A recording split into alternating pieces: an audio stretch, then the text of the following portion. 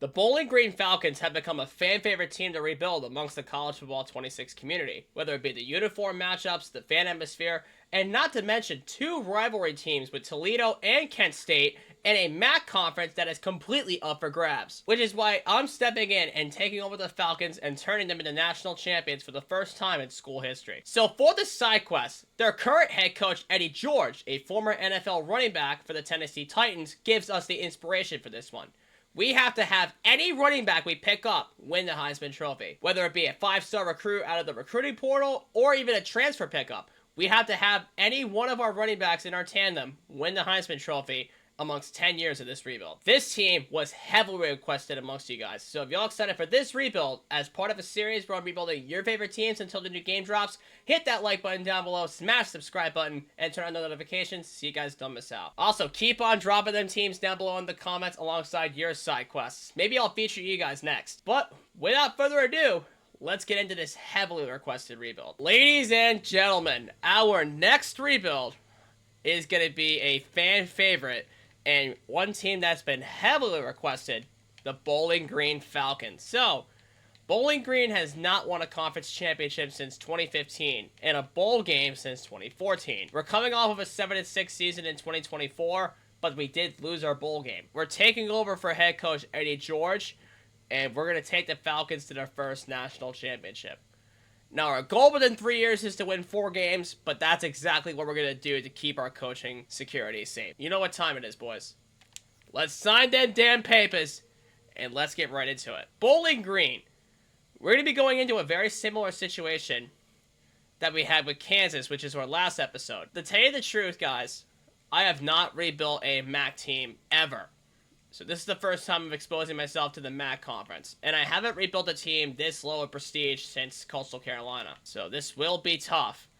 So our schedule consists of FCS East, which is Lafayette, in this case in 2025. Then we have Cincinnati, Liberty, Louisville, Ohio, Toledo, the Battle of I-75, Central Michigan, Kent State, which is the Anniversary Award, Buffalo, Eastern Michigan, Akron, and then UMass. We went 4-8 in 2025. So that's the starting record, what we're going to have.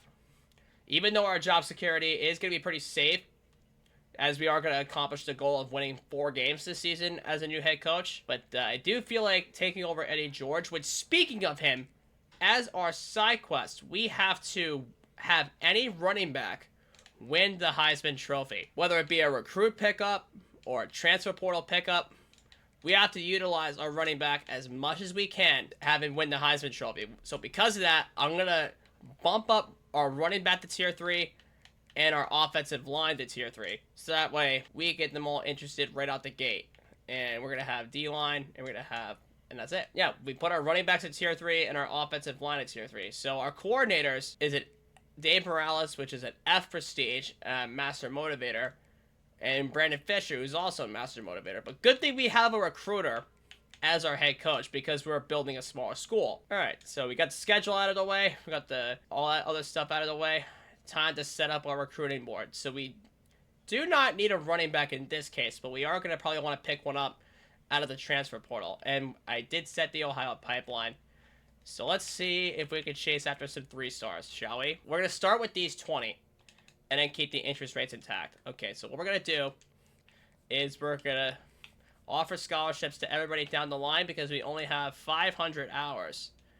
And we're just going to scout guys in batches as we go. So we'll scout those who are interested first. And then we'll come back to those guys that are not interested initially to start with and scout the rest of those. But we want to keep their interest rates intact. So we have 20 guys to start with. And then whoever we lose eventually down the line will fill with 2 stars. Because 3 stars is all we can go for right now. Okay, so let's start scouting guys who have initial interest in us. Because we want to make sure we have the gems and busts sorted out.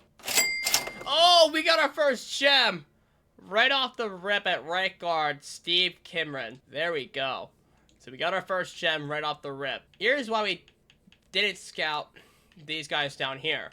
We do have some extra hours, but I want to use them to fill on guys that are interested in us. All right, so let's offer everybody else. So let's scout anybody left that we can scout upon. Okay, that's all we can do. Here's what we're gonna do. We are going to go back to the default setting, put Stephen Kimron top of our board, and then we have not everybody scouted, but everybody is offered. We offered them scholarships because just in case we get some deal breakers, we can account for all of our losses and see if there's any interest rates that bump up going down the line. So yep, there you see one of our guys already locked us out, even though we did offer a scholarship. So now that we're in week 0, what we could do now is we can go to the team's schedule and force the wins necessary. So we got a win against Lafayette. Yeah, you lost to Cincinnati. We beat Liberty. Nope. Beat Liberty. We lost to Louisville. We lost to Ohio. We beat Toledo. So that's our first rivalry win. We lost to Central Michigan. Actually lost to Kent State. That is very interesting. We lost to Buffalo. We lost to Eastern Michigan. We lost to Akron. And we beat UMass. We beat UMass. We beat Lafayette. We beat Liberty. And we beat Toledo. So that's our 4 wins. See, Lafayette, Liberty, Toledo, and UMass. So yep, that's our 4 wins right there. Wanted to make sure we get that right. So, let's go back to the recruiting board and fill out our losses. Okay, so now what we could do is go back to the interest rates, and then we can start contacting friends and family on those who are interested with our first bit of ours, including our gem here, Steve Kimron. Okay, perfect. So, it filled out perfectly. So Ryan Bryant locked us out, unfortunately. So we just gotta hope that the scholarship offers that keep on piling up, we can sort everything out. So any other teams offered? Okay, Eastern Michigan did offer Clifton Sharp, but he's still in his top 10, so that's not that big of a concern. Ohio State offered Zaire Mofat, but we're the only one that offered him. Okay, Toledo offered Mohamed Applewhite, but he's still in his top 10. Temple offered Jamerson Miles. Is he still in it? Pretty much everybody's in their top 10 still. Okay, 2 other teams offered Matt Artmore. Ohio would offer Quebena Roche. Michigan State and Central Michigan offered Ed Overhauser. Ohio would offer Nick Davis. Kimron was the only one that offered him. Fantastic. Pretty much, if we're going to have to fight for anybody amongst the interest rates, we're definitely going to have to cut ties and move on with them. But if they're in their top 10 and they have offers, we can ride with it. Like Max Clemens here. He's in his top 10 with 4 of the teams offered him. Compared to Cortez Ayu, who's in his top 8 and 5 teams offered him. So if they don't include us as he goes into his top 5, we'll just have to cut ties. But this is how we're going to handle the scouting and the recruiting for this moment in time, as we sim past the bye week and get into our first win against Lafayette. And there you go. You already have one lockout, but everybody is still entering their top 8 and in first place. So, okay. So that's 0 hours done right there. And we have Shaq Braham locking us out right there. But everybody else is still picking up with the scholarships and the hours that we offered. But if we have to cut ties with any of our losses, okay, yeah, George Merritt. So Georgia hasn't offered him yet. They're on the hunt for like 5 stars and whatnot. But I think we're good with the recruiting board as is right now. If anybody locks us out, we're gonna have to fill with 2 stars as we get into FCS East, which is Lafayette, and it'll be our first win. And there you go, another lockout with LeAnthony Turbin, and that'll be our first win as we get into our first loss against Cincinnati. And damn, still 0 hours, and Turbin ultimately locked us out. And we're pretty much still in first place on pretty much everybody's board here, except for Ed Overhauser. And we do have some visits on tap, so let's book those. Quebena Roche at right tackle. We could book this visit here. Let's book him for the Battle of I-97 against Toledo, and we'll get him on for that. Then we'll do DM and social. Then we have another one on tap. I think it was with Jabari Bawanko. We'll try and stack the bye week on week 6. And then as for Isaiah Slayton, yeah, we'll stack the bye week on week 12 with as many comments as we can get here. Because I do think with more visits, the more hours that we're going to get. And we're going to have to dominate in the portal if we want to get through anything right now. So we'll go into our loss against Cincinnati, and we'll figure everything else out from there. And, yep, there you go. Another single lockout with Garrison Breida. And another 3-star just hit his top. All the 3 stars basically just hit their top 5 as we get into Liberty. And finally, we have some free hours. 30 free ones here. So Garrison Breida is off the table. So finally, we have some free hours to work with. So what I'm thinking of doing is we're going to take off the hours and find compliments. Okay, so we have a compliment here for the Toledo game. For Del Cooper, we can get that done. Yep, and that was his deal breaker. Perfect. So we'll save hours on him. Take off the hours on him. And we'll do a soft with Isaiah Slayton. Okay, so Nick Davis is ready to go. And he'll be another visit for the Toledo game. So that's perfect. Get that done. Cortez IU is ready to go for a visit. And we're first on his board, apparently. And he's a left edge. So I think we should get him on for the bye. No, I think we should get him on for Central Michigan. Even though it is going to be a loss, as long as we stack up on compliments, we can get that done. Save some hours. So we could do soft. No, sway. I want the soft cell. And then we could schedule Matt Artmore. He is a competitive with this one, but he needs the bye week on week 12. We could stack that up. Do DM and social media until we get more pitches. Okay. Same goes for over here. And he'll probably be the final compliment for the Toledo game. So as long as we stack that up. And he does have all three, but we don't have the hours to do any pitches. So we can't do that yet. Okay, so everybody pretty much has 15, 20, or 25, depending on what their status is. But everybody basically is still in first place because of the cells and because of the compliments. With the Liberty game coming up here, which we're going to win that. And yet we got another bow out with James Trask. With more guys hitting our top fives, we should have more recruiting hours on tap as we get into 17th ranked Louisville. Wow, that's tough. And then Quabena Roche locked us out to playing style. Right tackle, well-rounded. What is his playing style? Total offensive yards per game. So we're not getting enough offensive yards. That's what you're trying to tell me? So we're stuck with whatever deal breakers they give us. I mean, that gives us more hours to do some visits and boil down everybody, but like, why? Why are they all locking us out? Apparently we have a lot more competitives to work with. So we're going to have to book Max Clemens for the bye week and try and stack up as many combats as we can get out of him. Since he's in first place, we could soft on Hometown Hero. Okay, yeah, we got that right. So what we could do for Cortez IU. Okay, Purdue is really starting to catch up now. So we can hard sell on Hometown Hero. Get that done on Cortez IU so we can catch up. And then, okay, we just did Clifton Sharp. Okay, so now what we can do is we can do Jamerson Miles. I'll put him on for the bye week on week 6, get him on earlier for pro potential. Then we could do a soft on his case, which is going to be Gamer. As we're going to get into the loss against Louisville, we can upgrade our coach skills as well. We'll put it towards our linebackers. And then we can do another one. We'll put it towards our wide receivers and tight ends. Yep, and he reached his top 3 with the deal breaker not being fixed, which really, really sucks.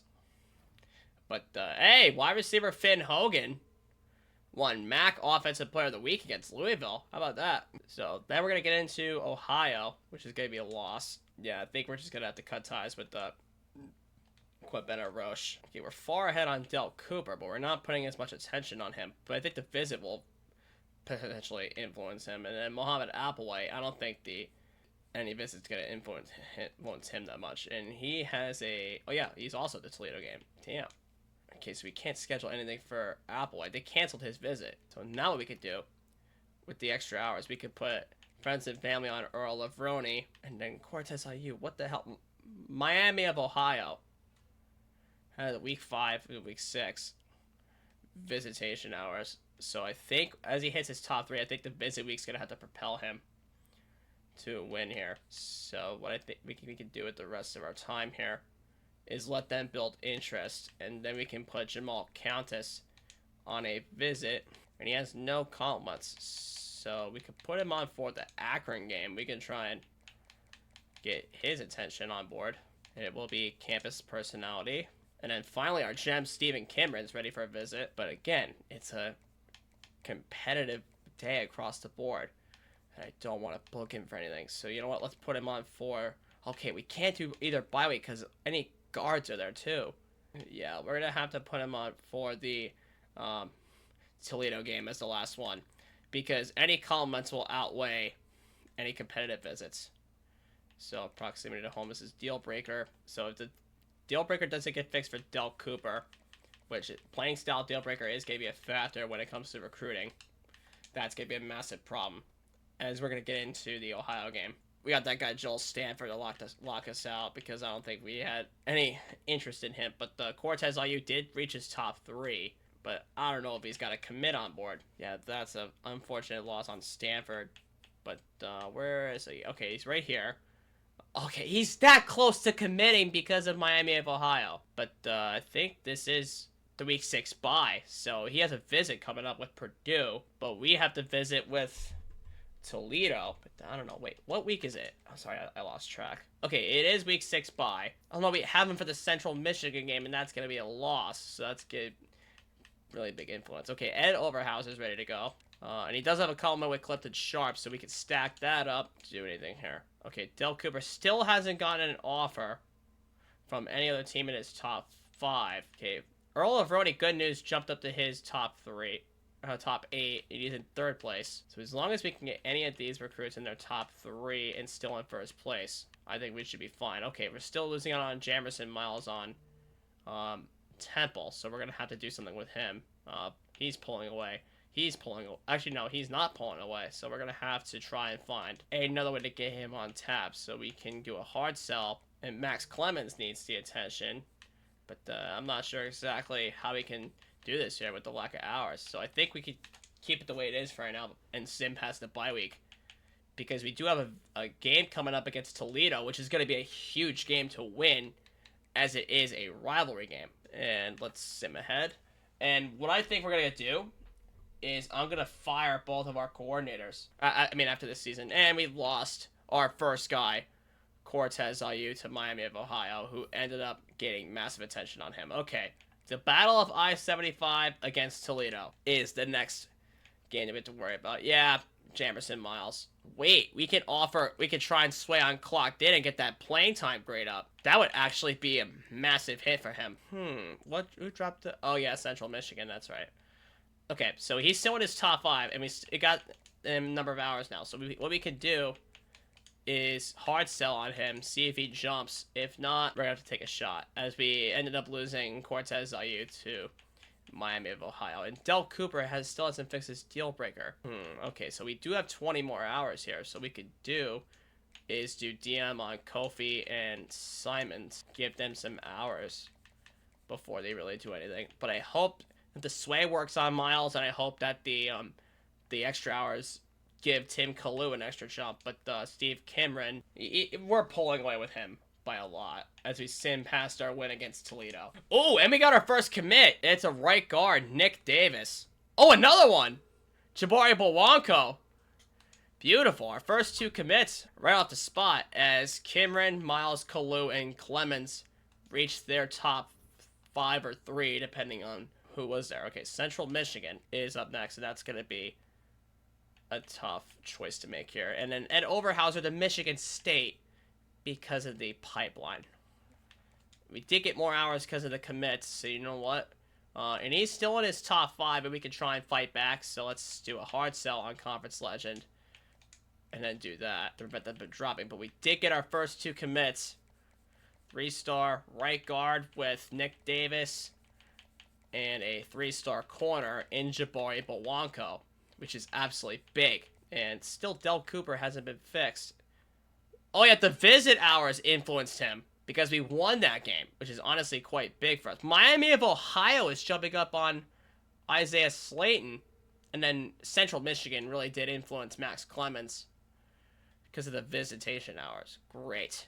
So we may end up losing Max Clemens unless we jump shit to him right away. Yeah, I think we have to cut ties with Max Clemens. There's nothing we could do. At least Ty Simons jumped up. Okay, but Tim Kalu did in fact rise up. So we could have a new quarterback by the time we get that done.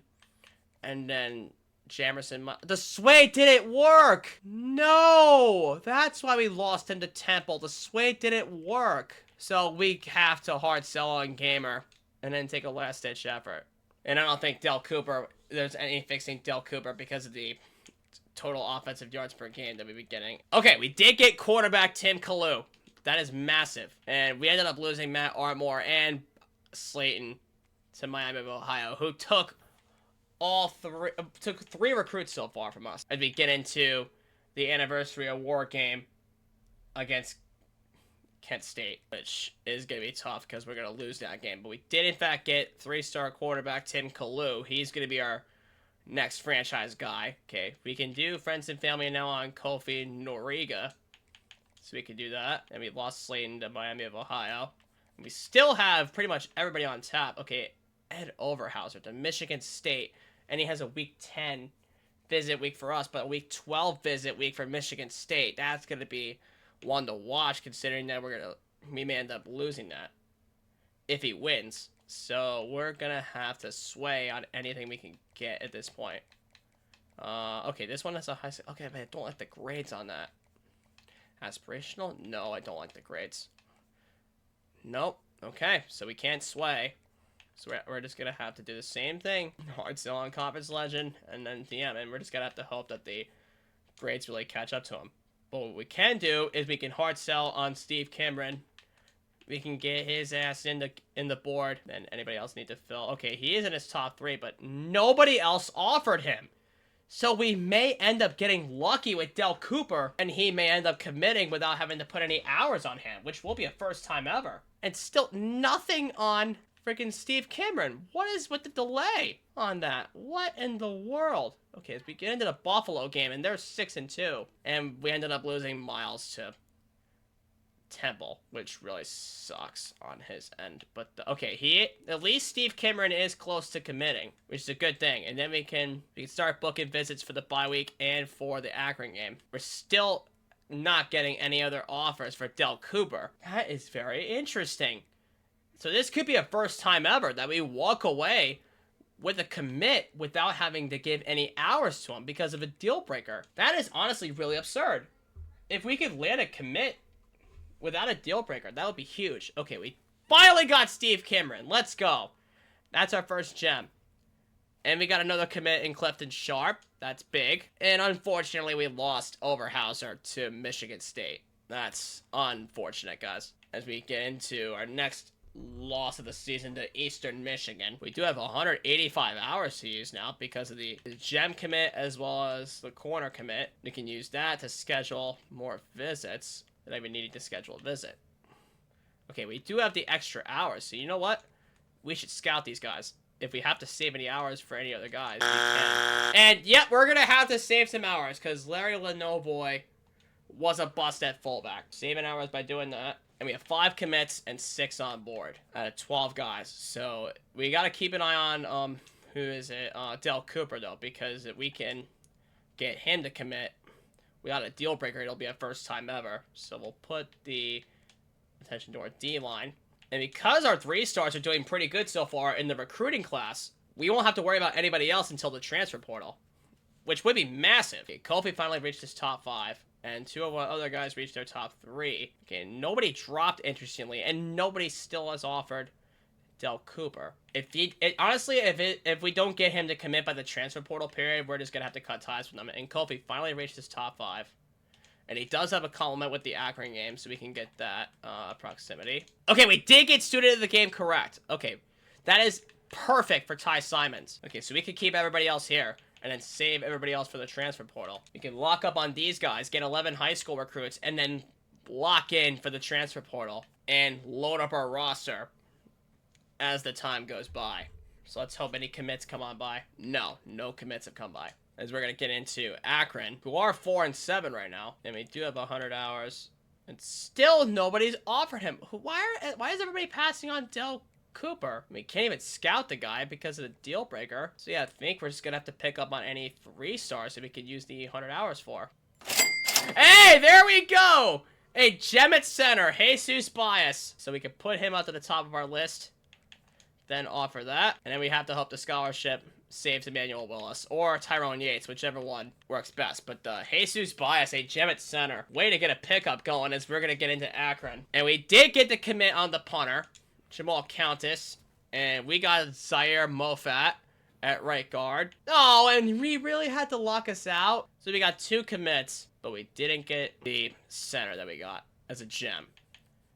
That really sucks. But at least we did get the commit on Zaire Moffat, and Noriga's getting left out to Miami? Are you serious? Yeah, the visit really didn't help all that much. Okay, we can at least scout Emmanuel Willis. So now what we can do is put friends and family on each of these. Okay, now we do have 120 hours, so we could go for someone else that we can... Oh! Okay, never mind. It was a 2-star. I think we got all the...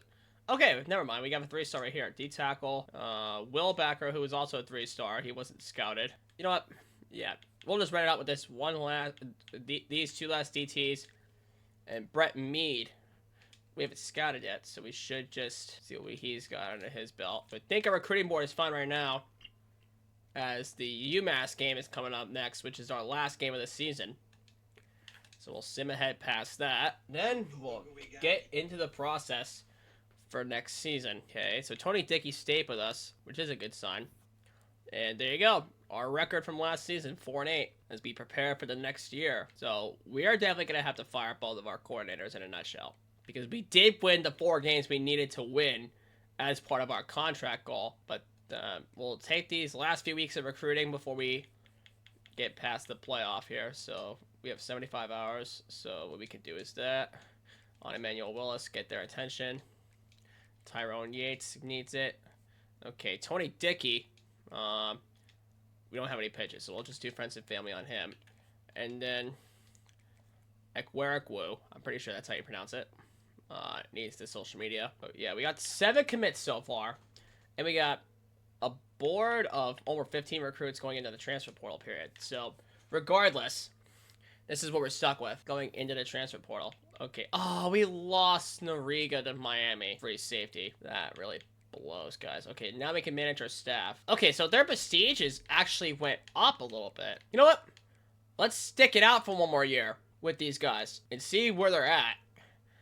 And if by the end of the next season, if we don't like them, we'll fire them right on the spot.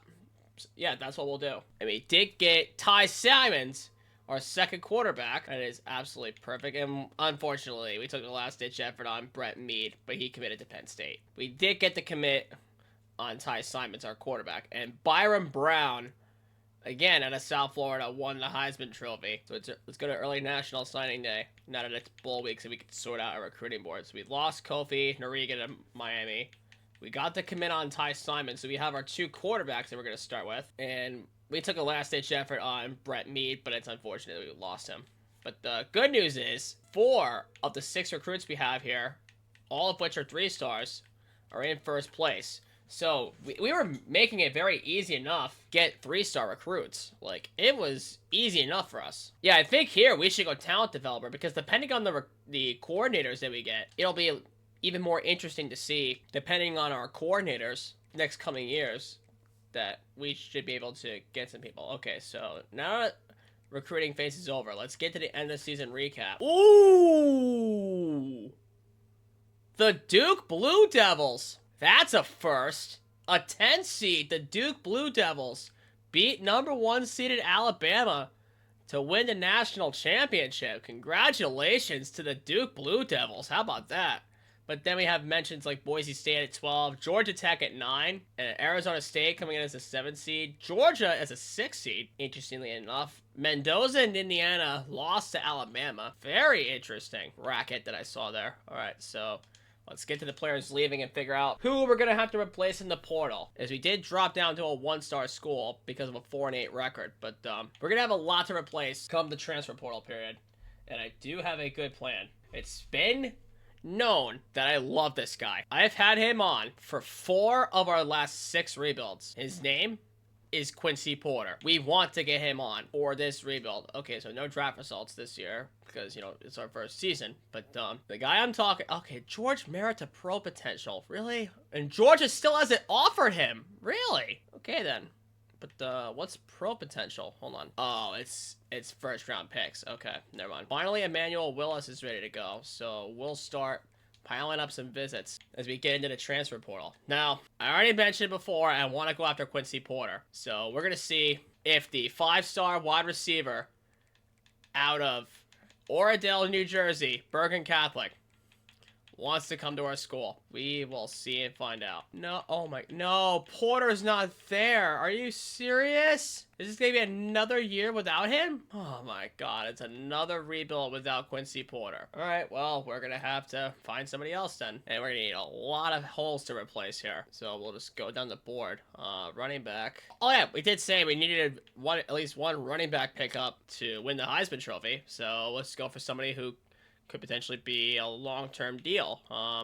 Okay, all these here are transfer sophomores. But, oh, we could get CJ Hester from Michigan, who's an East-West playmaker. Get him. But what are the wide receiver standouts? Okay, Miles Kendrick from Indiana. Ooh, we could try and get one of our own guys back. Austin Clay, Bowling Green. We could try and get one of our own guys back. Frederick Moore out of Michigan. And then we should try and get Jacob Bostic. Oh, wait, actually, no. Let's get Miles Kendrick from Indiana. And then we need tackles.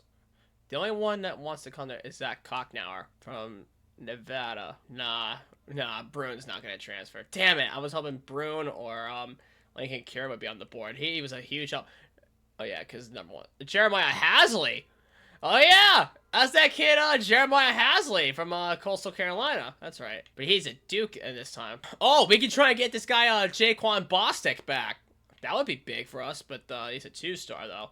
So that's all who are interested at the moment. So let's offer all scholarships. And like I keep saying, we don't even bother scouting. Let's just keep on scrolling through the portal here. So all we really need to do from here is keep these guys in first place. If we get a whole board of 3-star recruits, I am totally fine with that. Out of there. Okay, we did get Earl Vavroni, like I thought. So we got a lot of hours out of that. And nobody locked this out, did they? No! Really? With the commit, we got 185 hours back. And we did get Earl Vavroni. Okay, CJ Hester did in fact drop. So let's get some visits going. CJ Hester is in his top 5. Let's go for playing time. And then friends and family. Okay, and that's all we can really give right now. We just need everybody to be in first place. That's the benefit of the transfer portal period, is that with the amount of hours we get in contrast to the recruiting portal, we have a lot more to work with. So if we get commits, that would be huge. Okay, so we had a couple people drop, but they're in their top 5s, a lot of them. Yep, we can start booking Austin Clay and Frederick Moore. We can get him on for week 3. Zach Kocknauer. And we'll put him on for week 3. Let's get him on sooner. Same goes for Carrington Lee. We can't book a visit for him. But we can book one for Gabe Powers. Yeah, but we want more of... Oh, wait. We are going to get a couple of compliments here. Okay, we are going to get a couple of compliments here. Okay, so I should have booked the one guy for week 4. Like I should have. Okay, so we're going to have 3 defensive visits week 4 of the portal period. So we're going to book him. We're going to book Miles Graham. Oh, no, wait. He's a competitive. Never mind. He's competitive. Okay, finally, we got a compliment. Okay. So apparently, outside backers are no compliments to each other, but DBs are compliments. That's unfortunate, though. And is there anybody else on the offensive side that could book for week 3? And no, I don't think there's anybody else that could book. And I'm shocked that we got no dropouts. Foster and Beavers are still looking for a team. I think we should just send it on him, hopefully, to get a strong safety. Keep, yeah, all the visits are booked. So let's take off as many showers as we can. But yeah, I think we should just keep the board the way it is, and we should hope that we get as much as we can here out of this transfer portal. And let's see if we get a good enough class. Let's see. You just need to be in first place, that's all. Okay, so we did get Tyshawn Reed. Kobe Smith. Miles Graham. That's huge. Miles Kendrick, so we got a wide receiver. And we did get Frederick Moore, so we're putting them both on the starting line. Just to prove a point. Nathaniel Marshall. Jaden Osbury, we got him. Cedric Beavers, so we got key pieces to our defensive scheme. Amir Foster. Emmanuel Willis, that's our fullback. Yeah, John here at Will Backer. Austin Clays, that's another wide receiver. Gabe Powers, so we got a Will Backer, and we lost the rest, right? Yeah, we lost 4 transfers. We definitely lost Kocknauer, I know that. We lost CJ Hester, so we're not gonna have a true starting running back. Yeah, we lost Tyrone Yates to West Virginia. We lost Tony Dickey to Virginia Tech. We lost CJ Hester to Ball State. That is interesting. Cocknauer to Minnesota. Carrington Lee to Central Florida. We lost Sevillano to Tulsa. We lost Sidney Stewart to Buffalo.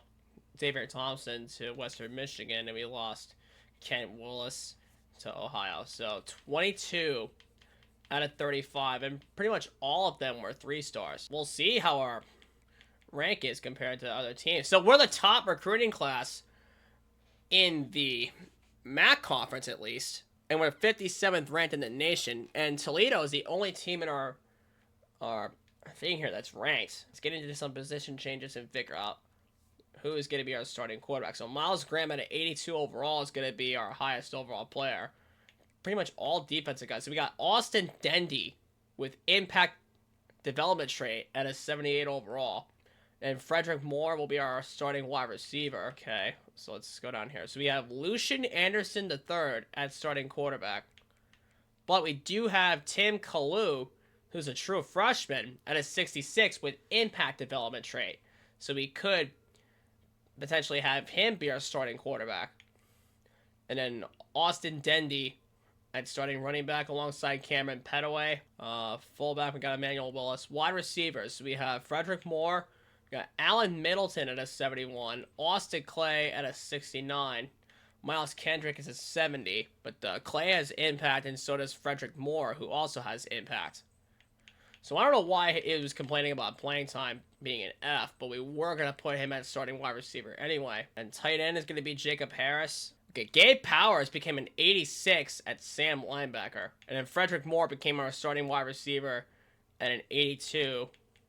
Let's see who our quarterback's going to be. It is going to be Lucian Anderson, who becomes a 75. But I am quite shocked that Tim Kalu didn't get any development at all. Austin Dendy became an 82. Fullback, nothing. Wide receiver, Frederick Moore. Austin Clay is still at a 72, with playing time being his deal breaker. So you know what? We could move him over time. And then Frederick Moore obviously is going to be our starter. Tight ends is a 77, with Jacob Harris winning the starting job. So we're going to use the points to unlock motivator, and we're going to be more of an offensive motivator. So we'll go to the offensive line, wide receivers and tight ends, running backs, and quarterbacks. Okay, so we need to recruit a lot more guys, and we need to build a very strong young core, especially in the trenches. And let's do the usual stick here. So let's move all the teams moving to the newly reformed Pac-12. The MAC hasn't changed, except for Sacramento State, but we didn't get that team builder on there. North Dakota State would be here, but then again, we didn't have that team builder. Pac-12 is perfectly fine. The FCS game is there, so we're going to set week 0 to be open because there's no week 0 game for us. The FCS game here, Nebraska is here, but we need Iowa State somewhere in South Florida and Sac State. So I guess we'll just do the lowest overall California school if we can make up for it. The Battle of I-75 is still there, and then we have Kent State over here. Those are 2 rivalry games. And then we have Buffalo there. Do we have Eastern Michigan? We don't this year. So the Eastern Michigan game is going to have to be this Sacramento State game. So we're going to have to put Iowa State somewhere, and we're going to have to put South Florida somewhere. Can't do anything else about it. But hold on. So we have Miami of Ohio there. We don't have Akron. We don't have Ball State on here. Okay, so this conference schedule is very, very inaccurate here, because we should have in the conference schedule Miami of Ohio, Sacramento State, Ball State, Buffalo, Western Michigan, Kent State for the anniversary award, Toledo for the Battle of I-75, and then we have UMass. But UMass isn't on here, but Eastern Michigan is, which is very, very weird. Oh yeah, and we were supposed to be home for South Florida. Okay, we're at Nebraska. Oh, Washington State. We need to replace that game. Okay, so it turns out we couldn't get Iowa State until week 0, which is very weird. We don't have a week 0 game, but we unscheduled Washington State in place of South Florida. So we are going to need to put Iowa State, get a week 0 game, and just take the bye week, or take 4 straight home games, and followed by 3 straight road games. Okay, That actually sounds a bit more fair because we have a 4-game homestand followed by a 3-game road trip. So we're definitely going to play the Battle of I-75. We're going to play the Kent State game. And then eventually down the line, we're going to have to play any one of these 2 games here with Iowa State and Nebraska. Unless we do sim those games. It really depends on how we do here. So Iowa State's 7-6, but they are like 81 overall or something like that. And then Nebraska, who's also 8-5.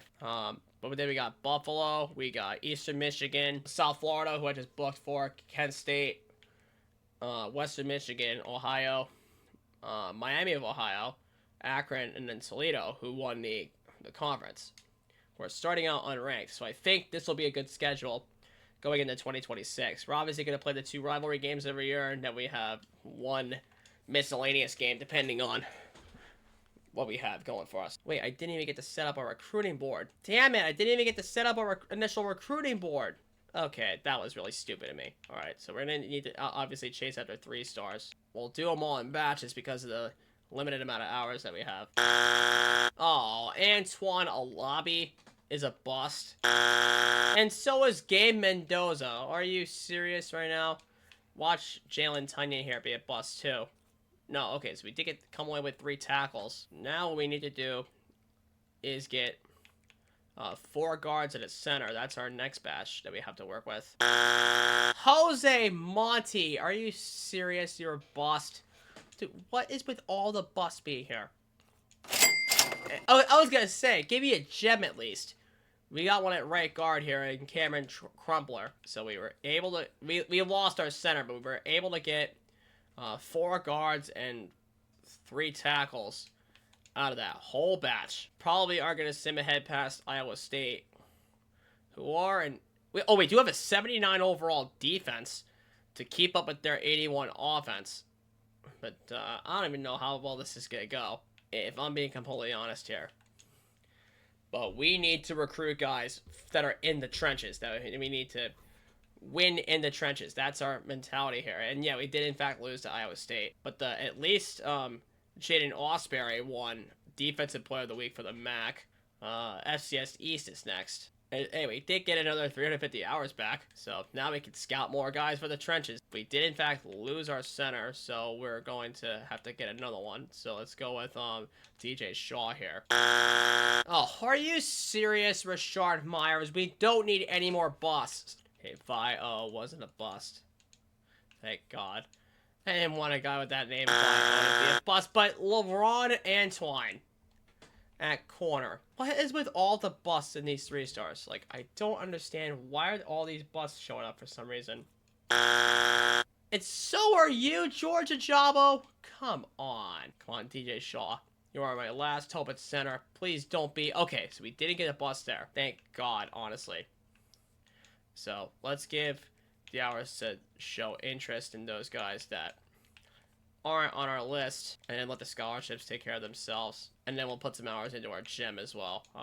Cameron Crumpler. And if I'm being honest, if we lose to an FCS team, this is an example of how bad this team is going down the line. If we are at home against these guys, and if we lose to them, I don't know what's going to happen. We did get a lockout, unfortunately. Okay, we did beat the FCS team. Thank God, honestly, because I didn't want to have to lose to an FCS team and then go into Nebraska, currently are an 84 overall team, and we rebuilt this team. The first episode of our series, actually, we rebuilt them, and then Tevin Harris, unfortunately, locked out.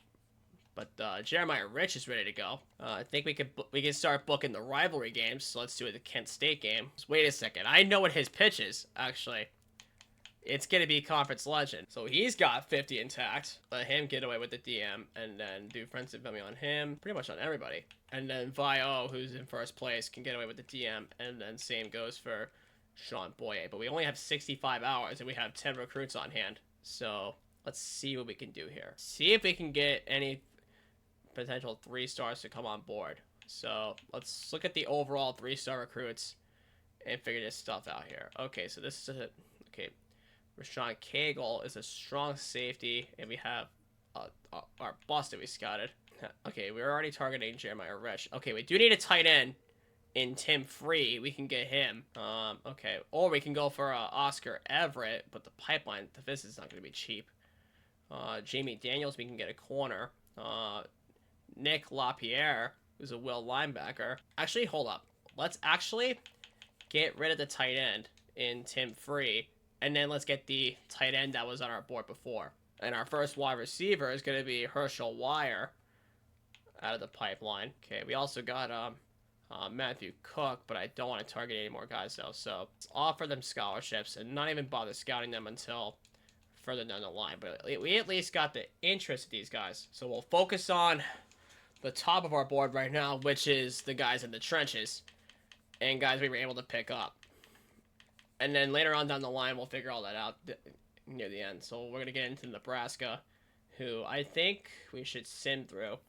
We'll probably start at 1 and 2, and then we'll get into MAC conference play, especially against Buffalo at home. But I'm pretty sure they lost it value, so we're gonna probably lose to Nebraska. If we end up upsetting them, that would be honestly huge. And then we'll get into Buffalo, Eastern Michigan, South Florida, Kent State. Okay, so Kent State and Toledo are going to be our play games.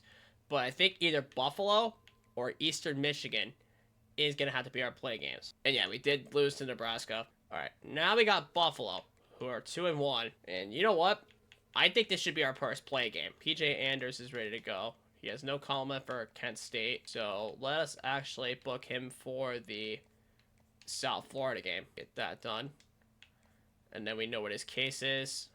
What we should do is soft sell and save some hours. Then, Jeremiah Rich, we know what already did him. We hit Sean Boye. Then we know what his case is, because what else offers conference prestige and proximity to home other than conference legend? But hold on, let me double check. Did we get Rich's case right? We did. Okay, that's big until anybody else locks out. But I think this should be the first playing game against Buffalo. But let's check the overall. Let's see. Okay, our overalls did go up just a little bit.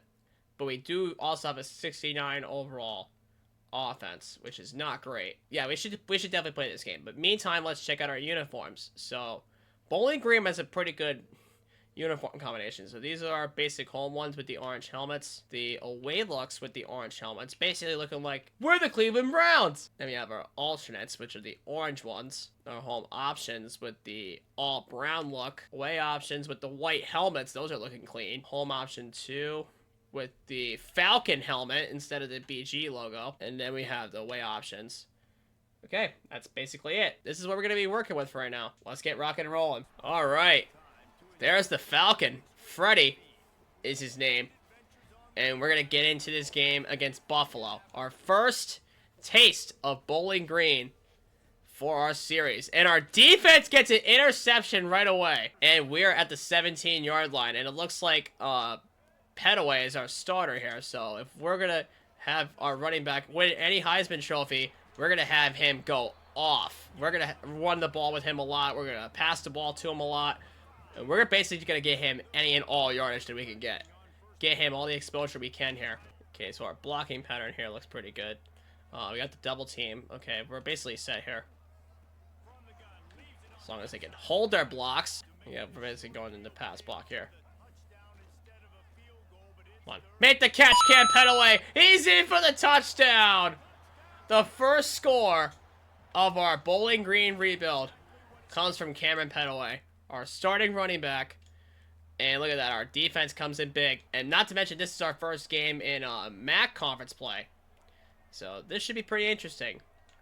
As you know what, we're probably going to try and hit... Oh, wait, never mind, we snapped it. Wait, we can hit this guy over the top here. That is Lucian Anderson throwing it. But I don't know who got the ball there. It was number 18. It was Sharp, his name is. Okay, I have to find out what his first name is. Yeah, we got dragged from behind. There was nowhere for him to go. Yeah, just dump it off the... Wow, one-handed stab by Cam Petaway. That was a big catch. Third down. Okay, you know what? Frederick Moore is manned up on the corner here. We should try to fade. Hopefully the safety doesn't collapse. Oh, yeah. Beat him out. Come on. Get it, Frederick Moore! He's got it! For the touchdown! A beautiful ball by Lucian Anderson and a way to adjust there by Frederick Moore to get him his first touchdown. As we're going to be out 14-0 and it's still the first quarter. We're basically just going to go out and dominate Buffalo at this point. if we keep this all up. See if we can try to screen pass with Cam Petaway. See if we can get some open blocks. Okay, we got one there. Okay, yeah, we got one basically everywhere. Okay, way to make a cut, though. Way to stay patient. Okay, so our blocking up front for this run actually looks pretty decent here. We got every major threat basically covered. It's a fake touch pass, but should hold up a decent block for Cam Petaway, and we got 8 out of that. That's pretty big. Okay, yeah, it's gonna be a draw play, so the blocks really aren't gonna come up from anywhere, but we did get the first down off the draw there. Yeah, we got every threat basically covered here. Oh yeah, that's a wide open hole for Cameron Petaway to get in for his second TD. Okay, and they did nothing once again. But we are backed up at the 4-yard line, so we got to make sure every block is covered here to get out of the end zone. Okay, we are fine here. Yeah. Throw him off, dude. Throw him off. Okay, we should have it up the middle. If not, we can get the back at the second level. Okay, yeah, that's actually a nice peel back by the guard there, and we got the first down. It should be an outside zone run. Could lead to a couple double teams, but we should just follow our left-hand side of the line here. Yep, we got it. Nice hole for Petaway, and we got another 4. You know what? We're out of it in a couple comfortable position. We should just give it off on a... You know what? Let's actually find Petaway on the Texas route. Let's see if we can try and get him deep. Yep. We got him. First down for Cam Petaway. You know, I'm going to test Middleton deep, and then we're going to... No, actually, I'm going to put... I'm going to keep Middleton on the... drag. And then we're going to see... we are going to test Frederick Moore. We're going to test him deep on a streak. Yep. Dump it to the flat. Nothing was open.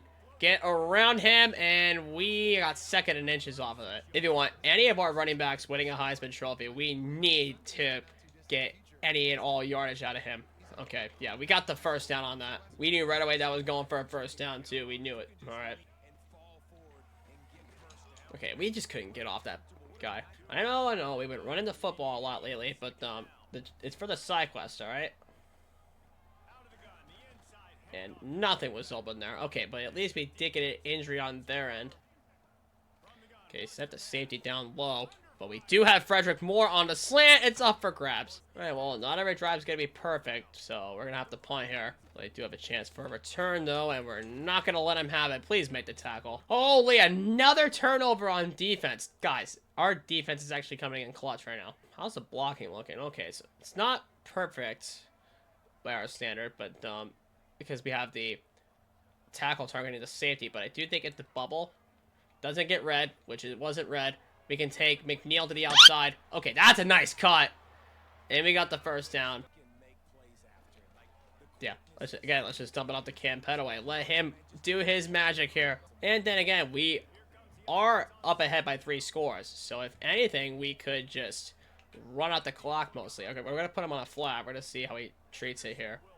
Okay, we're going to roll out with Anderson. Let's just dump it off. Okay. Oh, good for our tight end being there. That was actually big. All right, let's just call a timeout. Okay, that was actually quite big for our tight end to be there on a very high throw by Anderson. I think that was, what, the second time in history of our Dynasty Series that's happened to us? Okay, let's just give it on the wheel. Get more open options. Okay, we have 16 seconds, so we just got to get it off here. Get back to the line. 8 seconds left. Okay, they sent basically everybody. Yeah, just get it off. Well, like they say in the NFL, not every drive is going to end up being a touchdown, so we're going to have to kick any and all field goals when necessary, and that's what we do here. And we do get the ball back to start the second half, at least. I don't know why they suggested us run goal line there, but let's see the protection. Okay, we got basically everybody covered here. And those holes really just filled up. Nope. Oh my god, the backer just collapsed on the route there, and he's going to take it for a pick 6. And they got the 2-point conversion as well. They were going pretty risky here. Oh, yeah. Fire away! No, and he's God! God damn safeties. And they did it again. They drove down the field and scored the 2-point conversion. Okay, so now their offense is starting to come alive. All right. Anderson's getting cold now. We got to stop fooling around. Not in my house. No, we couldn't escape the pocket. I don't know. We could test more deep here. Okay, yeah, the safety's got him covered. So we're just going to have to hit the tight end open here. And lunge forward. Okay, we got 6. You know what? Hurry up. Still not willing to play man. All right. Step up in the pocket and run. Get the block from the receiver. Slide! All right, we're perfectly in business here for a first, and let's keep the momentum going here. We need some hole to open up here for Petaway. We want him to break open. Okay, we got him there. All right. Yep. Just get the first down, buddy. Wait, Stone Combs. That was one of the guys that got the pick 6, I think. That was the guy that got that pick 6 off me, and then finally he just got hurt. Wait, get it off, man. Just don't hesitate for a second, Petaway. Make any and all cuts possible. All right, we got 3rd down and 1. All right, more than likely gonna have to run the bubble to the backside. They're running more goal line formation, what it looks like. Yep, bubble's open. Get your block. Cut to the inside. Sharp will be in for the score. Okay, that play there was absolutely huge. Okay, and we just got another turnover. This is big for our team right now. And we're in their territory as well. So they're playing more coverage D here. So the draw play was the right call for Petaway. And we got 2nd and 3 now. Okay, Frederick Moore is going to be pressed up a little bit. But the safety's definitely going to meet him. So we're going to have to dump it down to Petaway. Please catch it. Yeah, they're definitely manned up on the screen. I mean, sadly, we can't adjust any plays. Yeah, they were totally manned up on that screen. Come on, just don't drop it, Harris. What are you doing?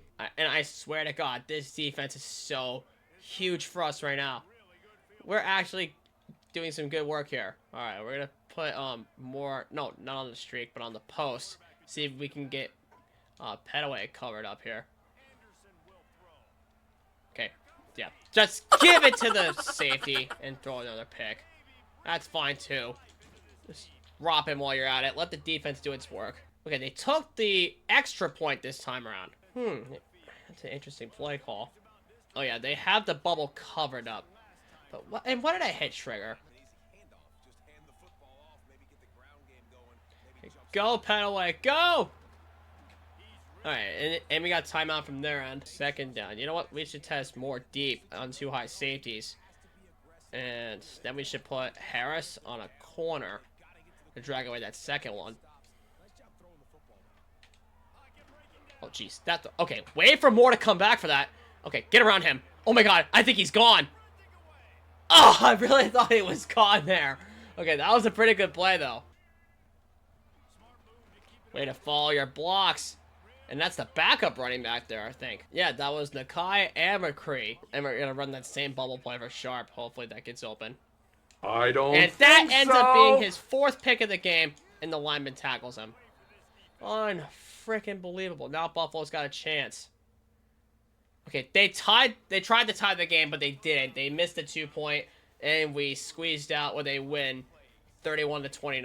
But yeah, our offense definitely needs some work here, and we didn't play the cleanest of offense, but we squeezed away with a win in MAC conference play against Buffalo. Okay, Jamie Daniels, the corner, reached his first interested, so that's pretty big for us there. And Cedric Beavers got Defensive Player of the Week with 2 picks, 2 tackles, and 1 deflection at corner. Very good showing that our defense can do some work here as we get into Eastern Michigan. And surprisingly, nobody has dropped interest. We haven't even scouted these guys yet. So everybody's basically 1st, 2nd, or 3rd. So you know what we should do? We should just go through everybody who's 2nd and 3rd. We can do that. And then keep everything else the way it is until they drop or they reach their top 5, which only 1 has done so far. And, yep, we got that pitch right. But Cincinnati's going to pull away because of the deal breaker, but we don't have a visit scheduled with him yet. Okay, so the visit actually could influence him to us as we get into Eastern Michigan, who are, again, not that great. But at least our overall went up on offense, which is a good sign. But we are on their gray turf and all, so we're going to have to pull everything out of our ass to win that game. Okay, we have a lot of top 5s and top 3s going down here. And we ended up losing to Eastern Michigan. That's great.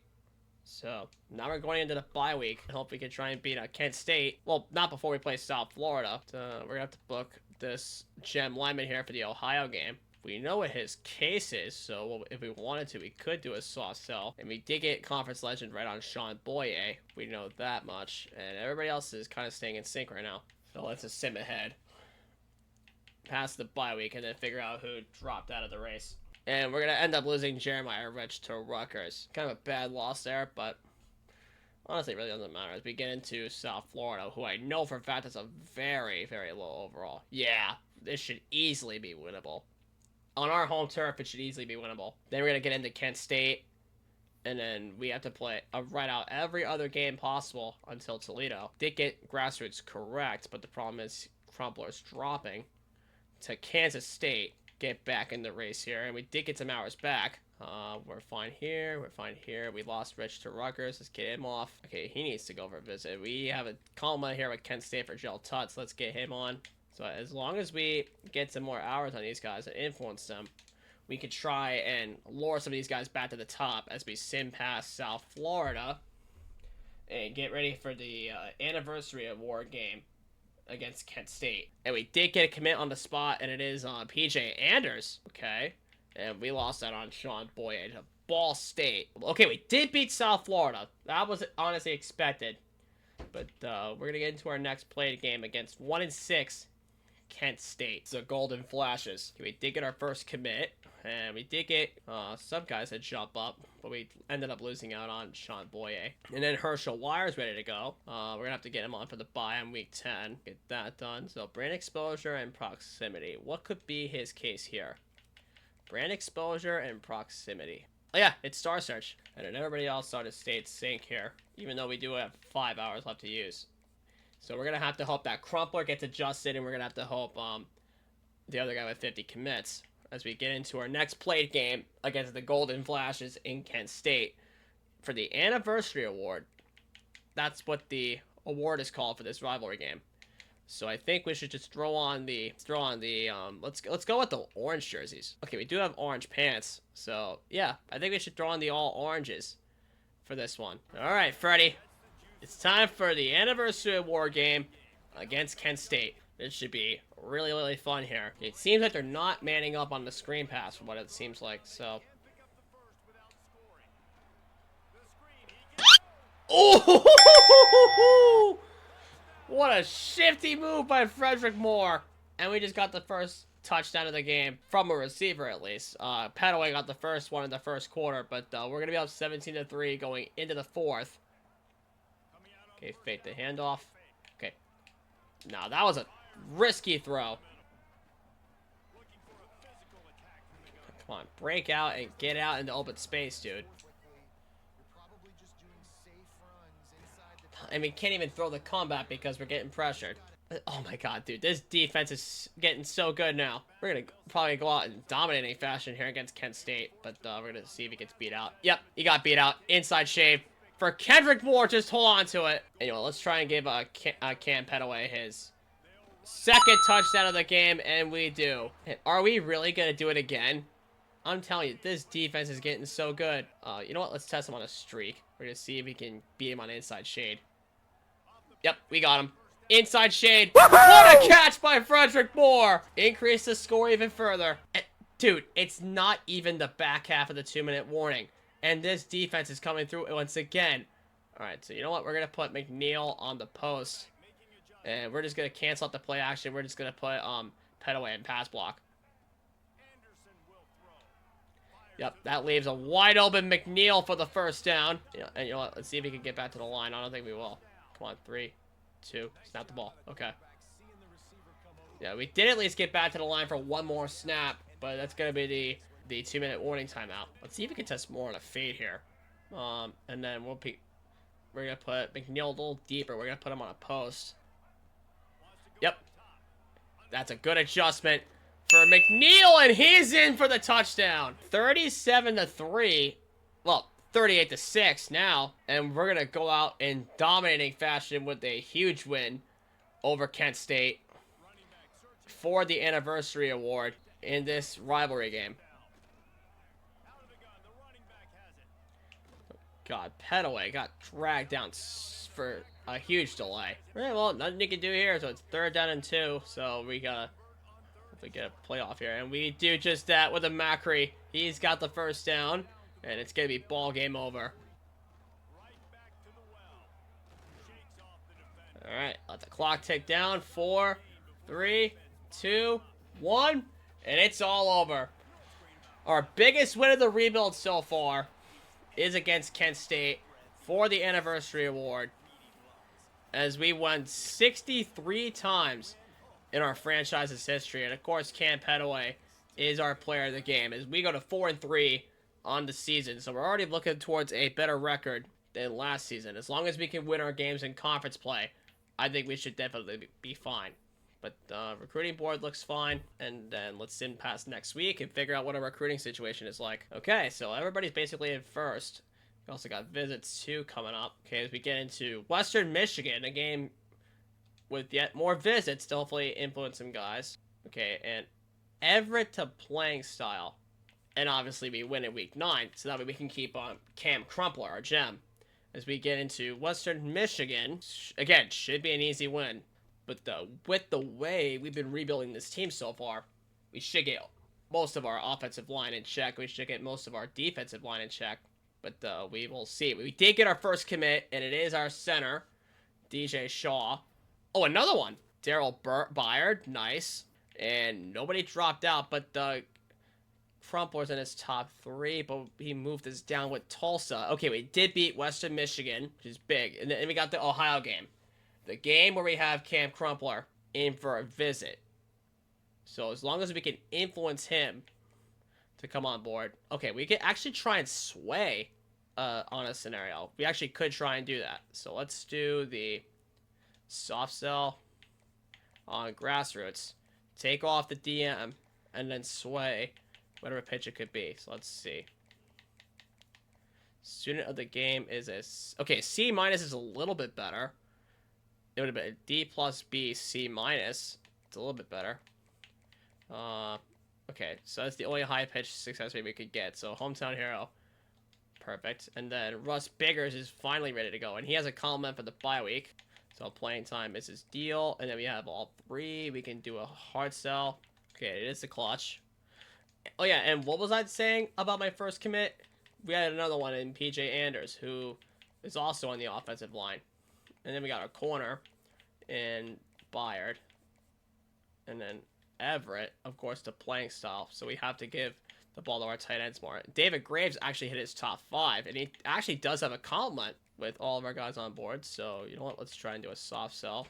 Okay, and as long as nobody else offered anybody else down below, I think our pitches are fine the way they are. So we're just going to have to hope the sway works with Cam Crumpler and he doesn't commit. And then we're going to get into the Ohio game. Again, this should be winnable. But I think the toughest game that we're going to have, obviously that's on our schedule, is Toledo. So we lost to Iowa State 41-17. We did beat FCS East 24-6. We lost to Nebraska that badly, 49-21. Buffalo, we played that game. But Eastern Michigan, 53-51. Damn, that was an offensive shootout that we ended up losing. Wow, that was honestly quite big. We did beat South Florida 41-17. We just played Kent State. We beat Western Michigan 37-34. So that was a very close game. And we're going to have to play sim past Ohio. We have to sim past Miami. And we have to sim past Akron. And Toledo, interestingly enough, is 4-4 for the Battle of I-75. And let's check the conference standings for a second.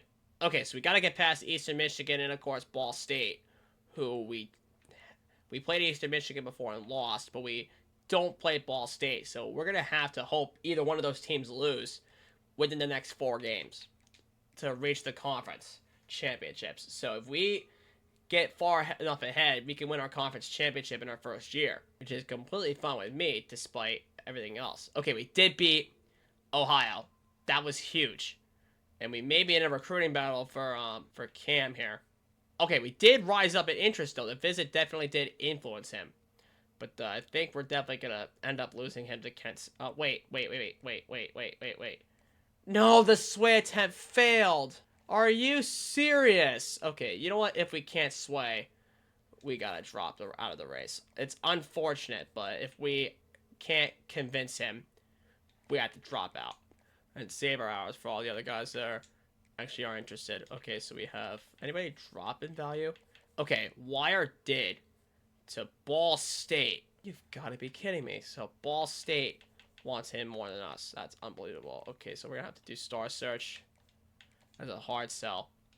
And then we're going to have to push clocked in. Yes, we did that. Perfect on Graves. Okay, and Everett's deal breaker did in fact get fixed, which is honestly quite big. So you know what? We do have... Okay, he's not even in his top 8 yet. So we should just do friends and family. Get him into his top 5. Everybody else is still in first place. So we're basically good with how things are right now with 3 commits. And you know what? Let's just put a DM on our quarterback just for shits and gigs to help you raise the interest. Actually, no. Let's do this instead. We're just going to put the friends and family on our wide receiver here, Matthew Cook, to potentially get him into his top 5. Okay, so perfect. Bye week coming up. Let's sim ahead. Let's get to the 3-game road trip that we got to watch for the conferences for. Okay, we did get the commit with Denzel Antwine. Oh, we got another one. Vio, that's big. And, oh, we lost Gerald Tutt to NC State. Really? Okay, we didn't expect anything. It's just a bye week. All right. Miami of Ohio is coming up next. Now, I get why you would call him Miami University, but, like, what? And, oh, my God, the deal breaker still isn't fixed. Are you serious right now? If we're going to have to get lucky if we want the deal breaker to get fixed. But finally, Matthew Cook did reach his top 5, so let's do this here. We have 200 hours. Let's do a hard on star search. Get him locked. And at this point, our recruiting board actually looks decent enough. We just need to keep them in first place to keep them as long as the transfer portal period. So you know what? Let's actually go over their overviews and figure out exactly what to do. Okay, so he hasn't decided. Okay, so turns out everybody else we can keep in first place until they're intact. Okay, but this thing here with the deal breaker with Oscar Everett, it really is going to frustrate me to some degree. But I do think we should administer somehow or somewhat. So we're just going to put friends and family on Rashad Cagle, Jamie Daniels, Nick LaPierre, Cliff Kotler, Baldonado, and then Keyser. Okay, so everybody now has ours. That's fine enough for me. As we get into Miami of Ohio, who are a 69. But the defense definitely should pull out the win here, potentially. And then, you know what? Let's check back at the conference standings after Ohio. Okay, we are in the conference championship picture as the top 2 teams in the conference. But Eastern Michigan is 5-0 in conference play. And they beat us in a shootout. So we're going to have to hope that we get to beat them on their home turf in the conference title game. So we need to basically win out, and we need to let Ball State lose a couple of games. Okay, so we got Herschel Wire at wide receiver, and everything else sort of stayed the same. And we did beat Miami of Ohio. There we go. And we're going to go into 7-3 Akron. Dude, how is Akron getting this good? Okay, the offense is going to be even, but 79 defense against the 71 offense, yeah. And our offense against the 64 defense. We should definitely keep up against this team with the matchups.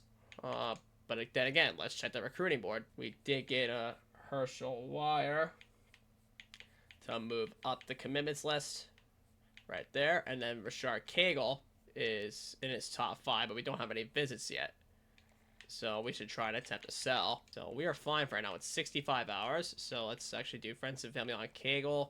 We can do friends and family on LaPierre. And then we could do the DM and social media with Cowler. So we are fine with the way things are now as we get into the Akron game. And I think after this game, we should check the conferences. We should check the conference standings, see how we are. Okay, we did get David Graves. That's another running back pickup that we could use. Are you serious? We lost to Akron, and Ball State got out of there. So we're going to have to hope they lose, and we beat Toledo so we could get back in. But what's their final game?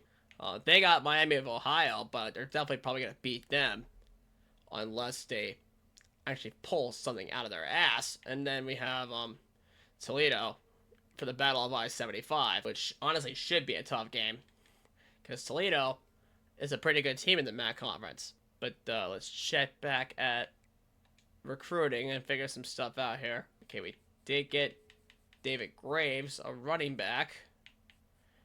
And, we're just going to give the ball to our tight ends a lot in this game. We're going to let the pass game fly.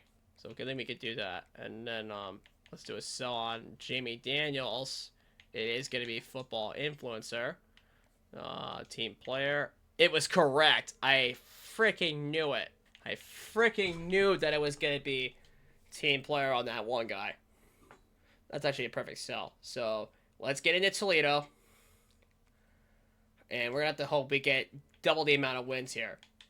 So, you know what? I think for the away looks, we should just go with the all-white look for the game against Toledo. And we should throw on an alternate look for the Battle of I-75. Okay, yeah, their yellow uniforms actually look pretty interesting, so let's throw those on.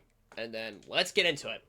Our final play game of the season against Toledo, the Battle of I-75. And it's an in-state rivalry like no other. The Battle of I-75. The Toledo Rockets versus the Bowling Green Falcons. Oh, we actually could try it here with Moore here on the deep shot, but I don't know if he's going to get beat. Okay. Yeah, that's a lofter to the corner of the end zone! And he's got it! Let's go, Frederick Moore! And that puts us back in the lead, but I don't know for how much longer. Okay, we at least held on to it for a moment. Okay, now our line's starting to get tired. Yeah, they're covering it like it's an all-go scenario, so we're just going to have to put Harris on that inside streak. We can try and beat them in inside shade. Get over here! Nothing is there, man! So we got to rely on more again, hopefully.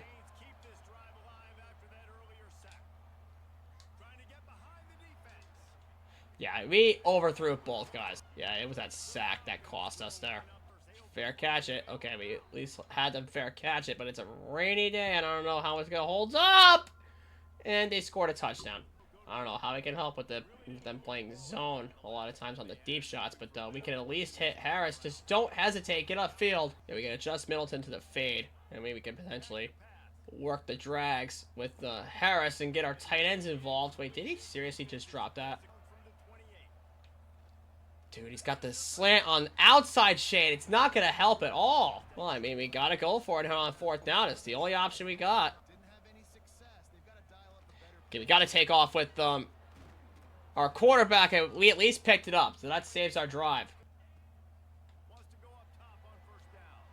All right, get a block now for Petaway. Okay, that was a nice pancake. We got the first down, though. Let's keep it going. We're still on the front half of the 2 minutes, so let's actually run it the opposite way. Yep, get around your blocks, dude. Stay patient. All right, keep it going. Oh, okay, thank God you dropped it, because at least we're now still on the front of the 2 minute, and we have all 3 timeouts. Okay, let's just run it here to preserve some clock. All right, we have 1:59, and we're in their territory, so we can at least tie it if we have to. But it is a rainy ass day here in Toledo, so we gotta find a way to get something off here. Okay, we got Harris. That ball was so overthrown. All right, now can our kicker kick a 47-yarder in the rain? So we got our marker more to the left side, but we'll see because of the wind. Okay, please tell me we got that. We missed it, and they punted it to us in a very bad spot. We used all of our timeouts, and we need something to go our way here. Oh, I really thought we had the catch there with Frederick Moore there. All right, second down. We can't let a blitz get past us for a safety.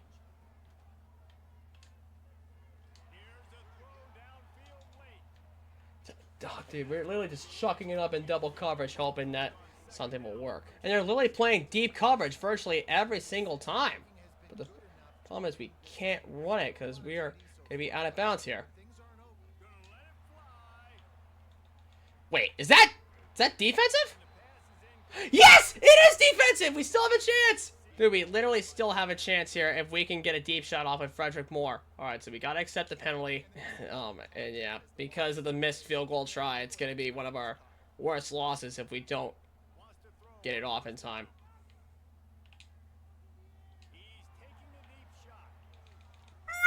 And yeah, they stepped in front of it, and it's going to be picked. And we're going to lose to Toledo in such heartbreaking fashion.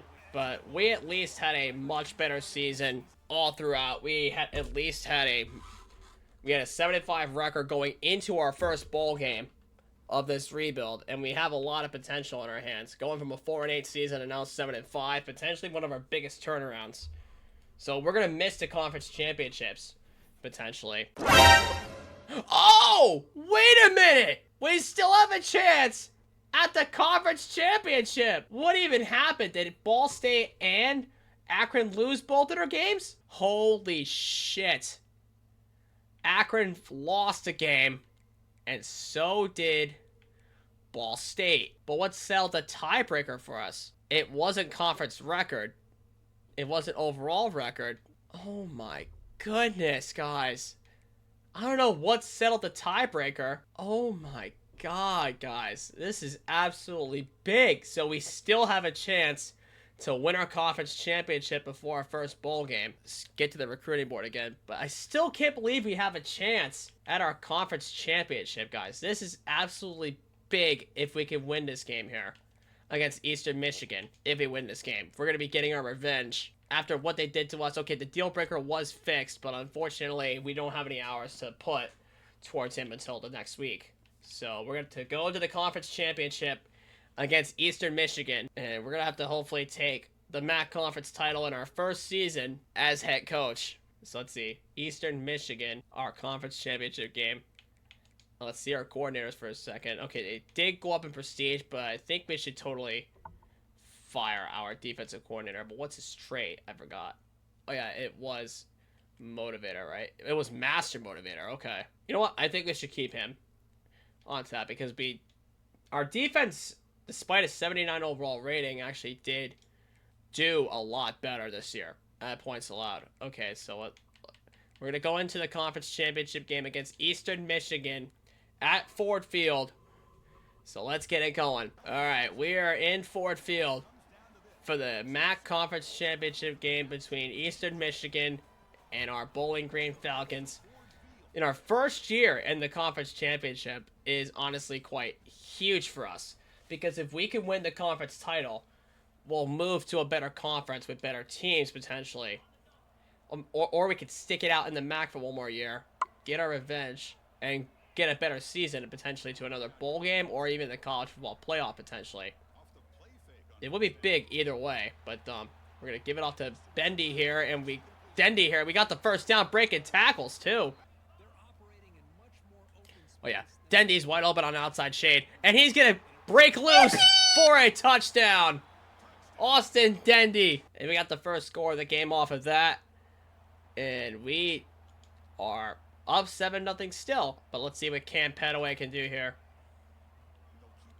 Okay, he's got blockers. And we're staying patient. We got 6 off of it. Okay, nothing there, just 2. But, you know what? Let's keep the running game going. Like we've been doing all season long.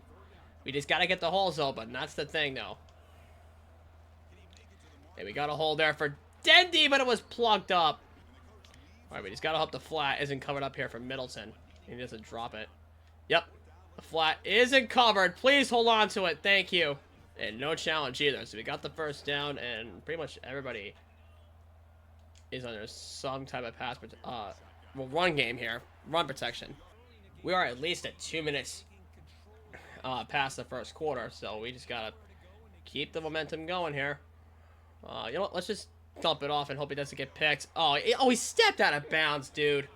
Okay, let's actually try a concept real quick. I'm going to put Middleton on the post, and I'm going to put Moore on the fade, on a streak potentially. Okay. Yeah, the post was covered. Okay, we at least got the ball off. All right, 50-yarder? I don't know if he has the leg for it. We're going to try it anyway, though. Okay, thank God it wasn't blocked. And it's good! In the dome from 50 yards. Honestly, I wasn't expecting our kicker to make that, but we did get his touchdown scored on us. Okay, you know what? Let's actually try win sharp on a corner, and then we're going to send on the fade Frederick Moore. Wait, change the coverage up a little bit. Okay, come on. Moss him real quick. Oh, Okay, it looks like we're definitely not going to make the playoff because of our record, but North Texas is in it, though. One of our old schools. Congrats to Drew Messamaker on getting in. Okay, we got wide open hole here from Middleton. We got the first down. Yeah, let's just give it to Dendy. We're going to let him go to work. Well, let's see if we can motion our running back to the backside. And then we should put him on the flat to the backside. Okay, the flat did end up getting covered, but it's still enough for a first down. Beautiful. That was a pretty good adjustment by me. I'm not going to lie. That was a pretty good adjustment there. Okay, so the corner had them blocked, so we're just going to have to give it off to Middleton. And he got the first down off it. Nice. Oh, yeah. Win sharp. Oh, he was so off. Dude, I really thought that post route was going to be open, but the throw was off from Ty Simons. All right. Oh, let's go. Frederick Moore. Oh, nice cut. And he's in for the score. We're going to be up 17-7. Okay, we got the ball back with 1:51 and all 3 timeouts. So this could be interesting. Oh, yeah. They brought the heat right away. You know what? We should put Dendy on the Texas route. And then we should put Moore on a fade against this corner. Oh, Jesus, that pressure is real. Oh, they're pulling some kind of stunt out there, but I'm just trying to hit Frederick Moore on the fade, and they're just dropping back like crazy here. Okay, yeah, that pressure is unreal. Okay, just don't drop it more. Come on. You literally had it right in your hands, right in your bread basket, and you just dropped that. I don't know why you did that. Okay, fair catch call, please. Thank you. Okay, they kicked the field goal, but with 23 seconds left. And they only have 1 timeout left, so we just got to drive down the field somehow.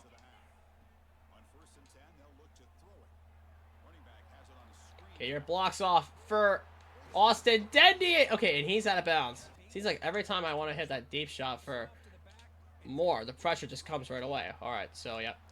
Oh, damn, I really thought I had it. He's right in his hands. But I have to keep in mind, though, that he is not Quincy Porter, which I wish I had for this rebuild. But unfortunately, we don't, as we're going to hit Miles Kendrick for the first time. Come on, get out of bounds. Thank you. Okay, we got a more manageable field goal here. 42 yards.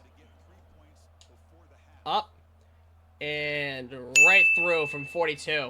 20-10, and we did get a stop on defense, but we're pinned up at the 3.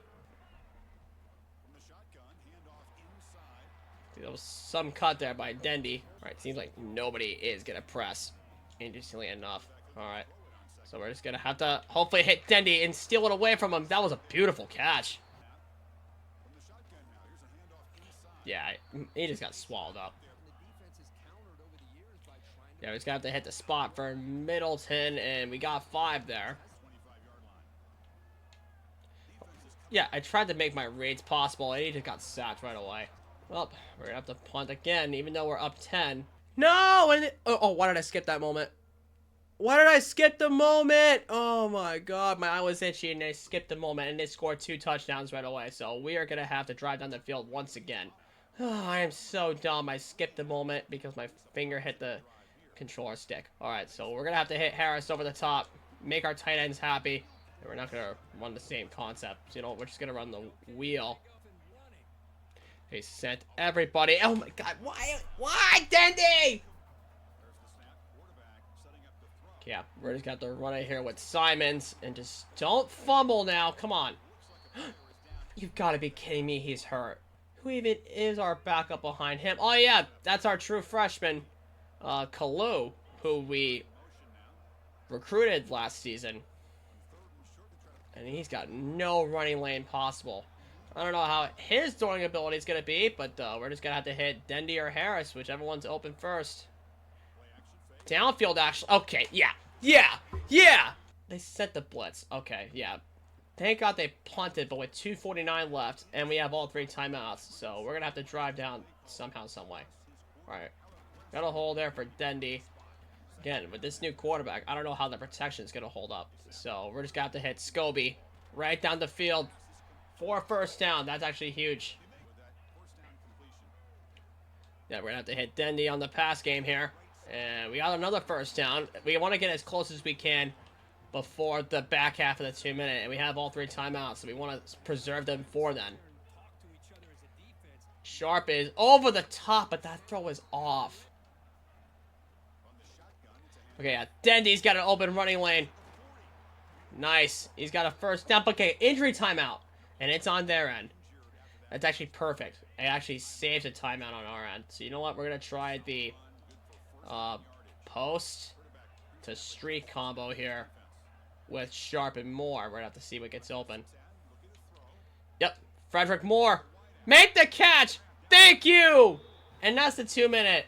We can't settle for a field goal, though. We have to get into the end zone somehow, some way. We're going to hurry up, and we're going to get as much first downs as we can with this clock. Oh, yeah. More! Come on. No. Don't collapse over safety! No! Wait. He's going to be at the 2-yard line. Please be a safety. Okay, we got the ball back with 1:07. Okay. This is our shot.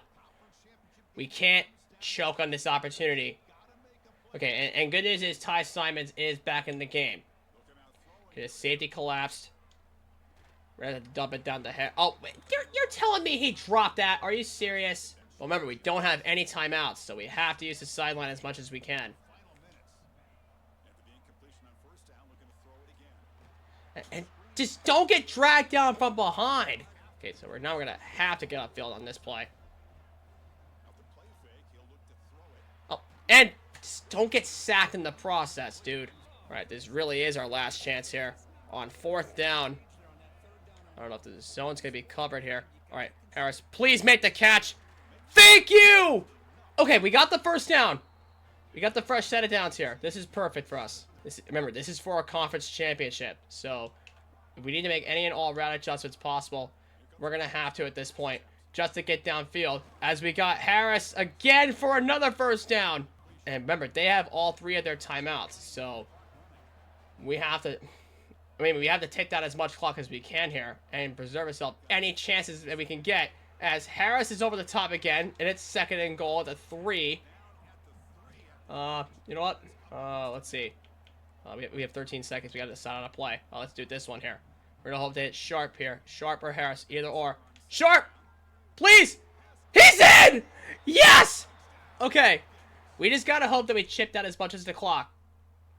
And we did! We're MAC Conference champions as the Bowling Green Falcons have taken down the Eastern Michigan Eagles 27-24 to win the MAC Conference in our first year of our rebuild. And there we are with the MAC Conference Championship Trophy in 2026. So in the true first season of our rebuild, we could potentially go 9-5 with the bowl win. Oh, and we got a commit while we're at it. We got Russ Biggers. Oh, we got 2 of them. We got LaPierre. And eventually we're going to have to get into our bowl game. So let's sim ahead past that and find out our destiny here. Okay, we got another commit in Rashad Cagle. We also got Matthew Cook, a wide receiver. Okay, and everything is going according to plan. Jaden Mayava from USC, the quarterback, won the Heisman Trophy in 2026. And we're going to get to the Ventures Bowl against Michigan. It's not going to be pretty at all.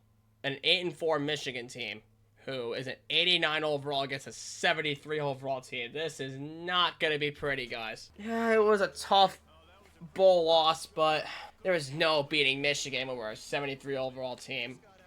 There is really no beating Michigan.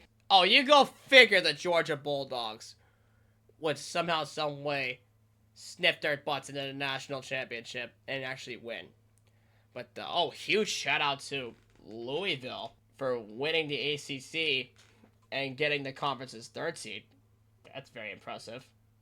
And then North Texas got in again and ended up losing to Oklahoma. But then Utah got in as a Big 12 representative. So yeah, huge shout out, man, to Louisville. And we'll sim ahead to next week and figure out who's leaving before we enter the transfer portal. Okay, we really don't have much transferring. And okay, we are going to lose Frederick Moore to graduation, as well as Cedric Beavers. So we got some decent enough holes to fill. Okay, no, we're going to lose Cameron Petaway. Okay. No, he hasn't been persuaded. What about Nakai Amakri here? No. Okay, we did at least get one to stay in, James Thomas. Okay, we did get Gabe Powers to go into the 7th round. So we are definitely going to have to pick up a running back replacement. And I do think that the Clay Thievenen from Louisiana Tech could be a huge pickup. Wait. New Jersey needed Terrell Mitchell from Rutgers. We could definitely get him. Dealbreaker's playing style. So let's see. We can get Clay Thievenen. And then we can get Jakari Lewis. There's Tuapua from Michigan. There's Deshaun Goldsberry from Miami of Ohio. Oh, we can get Karen Tepe from 17th Indiana or Benjamin Nash. Oh, Alberto Mendoza. Okay, there's a lot of quarterbacks we can go for at this point. Oh, we can go for Alex Shakir from 12th ranked Duke or Rick Hinish from 19th Ohio State. You know what? Let's actually take our shots here. We can go for Benjamin Nash from UCLA. We can get Zachary Widener from Coastal Carolina.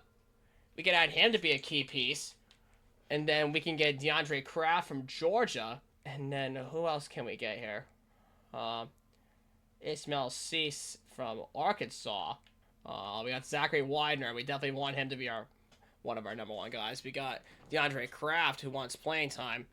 And you know what? Let's get Kendrick Lanier the second. We already have one tight end, so we're going to need some guys in the trenches. Let's go for 1, 2, 3, 4 tackles. And then 2 more guards. We need 1, who's already interested, 2. And then we need edge guys. So we got 1, 2, 3, 4. And then D tackles. 1, 2. That's really all we could go for here. We're going to have no Mike backers potentially. So let us do this then. Let's offer all of our scholarships to those who are first interested. And let's actually pick 2 guys who weren't interested before. And let's see them out to fill any other holes that we're going to need to fill out of the portal so we can try and get some more guys to come on board. So we have 380 hours. Now, if we look at our transfer portal needs, there is absolutely no way that we need 5 tackles and 5 receivers, let alone 5 running backs. There's no way in hell that we don't need 5 of anything here. So let's get rid of 1 running back. I really do want Terrell Mitchell. And he is a transfer freshman, so we can always develop him a lot. And then, you know what, let's get like Clay Thievenen and 5 running backs. And then 5 receivers. Okay, we want Widener to be on our team. Let's get rid of Lanier. We want a lot more pass protectors, even though we do love well-rounded guys. Let's get rid of Peyton Kirkland here. So we can get 1 tackle of each side. So that way we can focus more towards the defensive side of the ball. We can get outside backers. We can get Mike backers. So we can get 1, 2 Sams. We can get a Mike out of this group. Yeah, he was the best Mike that we could get. Jaden Walker. All right, that's actually perfect. And you know what? Let's actually get rid of an edge guy to make room for a safety of some sort. Okay, never mind. All of them are interested. Okay, never mind. So this is what we're gonna have to work with. I mean, if we somehow get somebody to drop out, we can always fill any other positional need possible. Jamie Daniels is in his top 3. So anybody in their top 3, we should send the house on and keep on going with it. But anybody in their top 5, we should try it. Friends and family on every one of them. Let's actually get rid of some hours off of Jaden Walker so that we can focus on getting Zachary Widener some attention. Because he came from our Coastal Carolina rebuild. And you know what? I kind of want him back. So let's see if we can get him some attention. Okay, we did end up getting a commit with Cliff Cowtler. And yeah, we lost a couple of guys to lockouts. Most of our linemen went too. That is not good. And Benjamin Nash. We are going to need a transfer quarterback to develop all of our guys here. So we're going to have to hope that Jamie Daniels commits and we get some more hours going forward. So meantime, let's actually look for some let's actually look for. We need another Mike. We need another Free. We need another Strong. And then obviously we're going to need another tackle. So let's see. We need another Mike. We need a free safety. We'll take Miles Davis. We need a strong safety. We'll take this guy. We'll take Messiah Delhomme. And then we're going to need another tackle. So let's get any tackles coming out. Let's get this guy Peyton Kirkland from Miami of Ohio. I think we can get away with Jamari Whitehead, but we can't get away with Miles Davis. So we're just going to have to offer the friends and family to everybody here and offer some extra hours. And we did get Jamie Daniels. He finally committed. Perfect. And we lost our tackle again. Are you serious? So we're going to have to get another tackle. All right, we got a lot of first place now. And Green is in contention for first place. So as long as everybody's in first place coming out of the transfer portal period, we should be okay. He has no comments either. But we only have one visit so far for week 4, so let's get that booked here. And then Widener's ready to go. We can get him complimented with Nash. And then we have Conference Prestige there. We'll do that. Get the 50 on you. And then everybody else is staying in sync right now. Come the portal period. We're going to keep you because you're in first place. And we're going to have Zachary Widener be our top guy going forward. And Oscar Everett, yeah, he's going to commit. Baldonado's going to commit. Kaiser's going to commit. Mitchell's going to commit. Lewis is going to commit. Nash is going to commit. Widener definitely is going to commit. Kraft will commit. If we keep the hours on Karszewski, he's going to commit. Sahir West is going to commit. Telemak will commit. Howard will. Bynum will. We're questionable on Jermaine Carter to Toledo because we have no visits scheduled. So I think we should try and do a soft sell to get some hours. Playing time and pro potential. Okay, it's got to be clocked in. We'll do that. Get some more on Jermaine Carter. Hope he commits. And then Sam Green. He may not be even close to Pittsburgh, so we're definitely going to lose him. We tried the hard sell on him so we could try and get that locked. But Walker will come. Whitehead will come. Davis will come. And then Messiah Delhomme is going to come to us from Michigan, hopefully, because there's no visit scheduled. So we're going to have to hope out of 33 recruits, we get all 33 coming out of this portal class. Basically all of which being 3 stars as we get into 2027 on a high note. And let's see what happens. We did get Oscar Everett, so he's going to be our new starting tight end. And we got John Baldonado. We got John Kaiser to be our quarterback. Anthony Bynum at left edge. Miles Davis at free safety. Cedric Works at Sam. Sahir West at right edge. Perfect. We got Telemak. We got Tim Howard. That's a good pickup there. Got Terrell Mitchell. Let's go. Out of Marlton, New Jersey. He'll be our running back. The Rutgers transfer. We got Jaden Walker. We got Grant Kraszewski. Nice. He'll be our left guard. Jakari Lewis. That's a good pickup. Zachary Widener. Yes. We got him to be our wide receiver. That's a big pickup. And we got Benjamin Nash, too, so he'll be a quarterback battle going on. And then DeAndre Kraft at wide receiver. We got him out of Georgia. Oh, Jamari Whitehead's a 2-star, really? So we basically got almost everybody except for Delhomme and Green. So I don't know how many we lost, but we're going to have to check and figure out all of our losses. So we lost Delhomme to Michigan. We lost Sam Green to Pitt.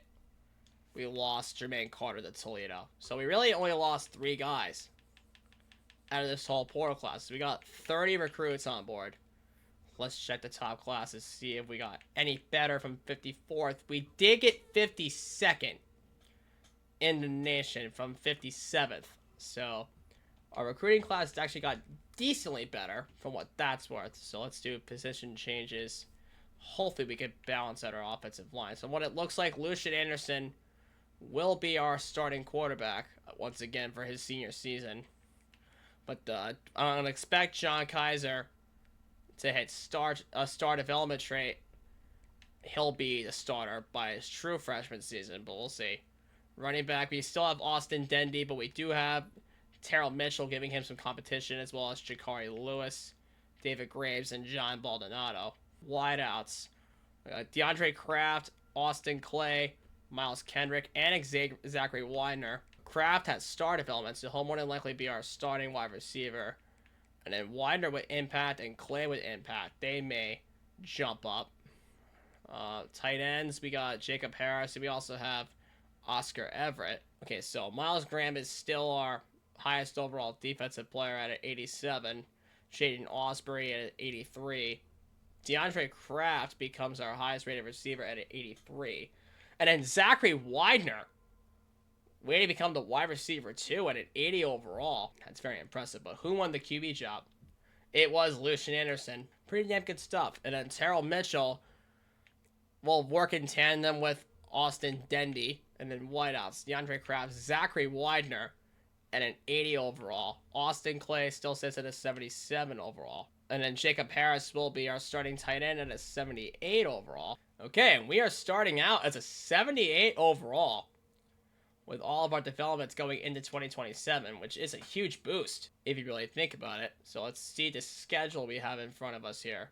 Okay, so Iowa State, Ohio State, TCU, Marshall. Okay, we have Toledo, we have Kent State. But I really don't want to put myself in a position to fail here up at the top. So we're going to take Ohio State off and make them our FCS team. And Iowa State and TCU. Okay, you know what? Let's take off the Week 0 game. Then let's make us home for 2 straight games. Schedule a Week 8 game. Potentially against a team that we can actually beat. Let's see. What ranked teams are there that we could beat?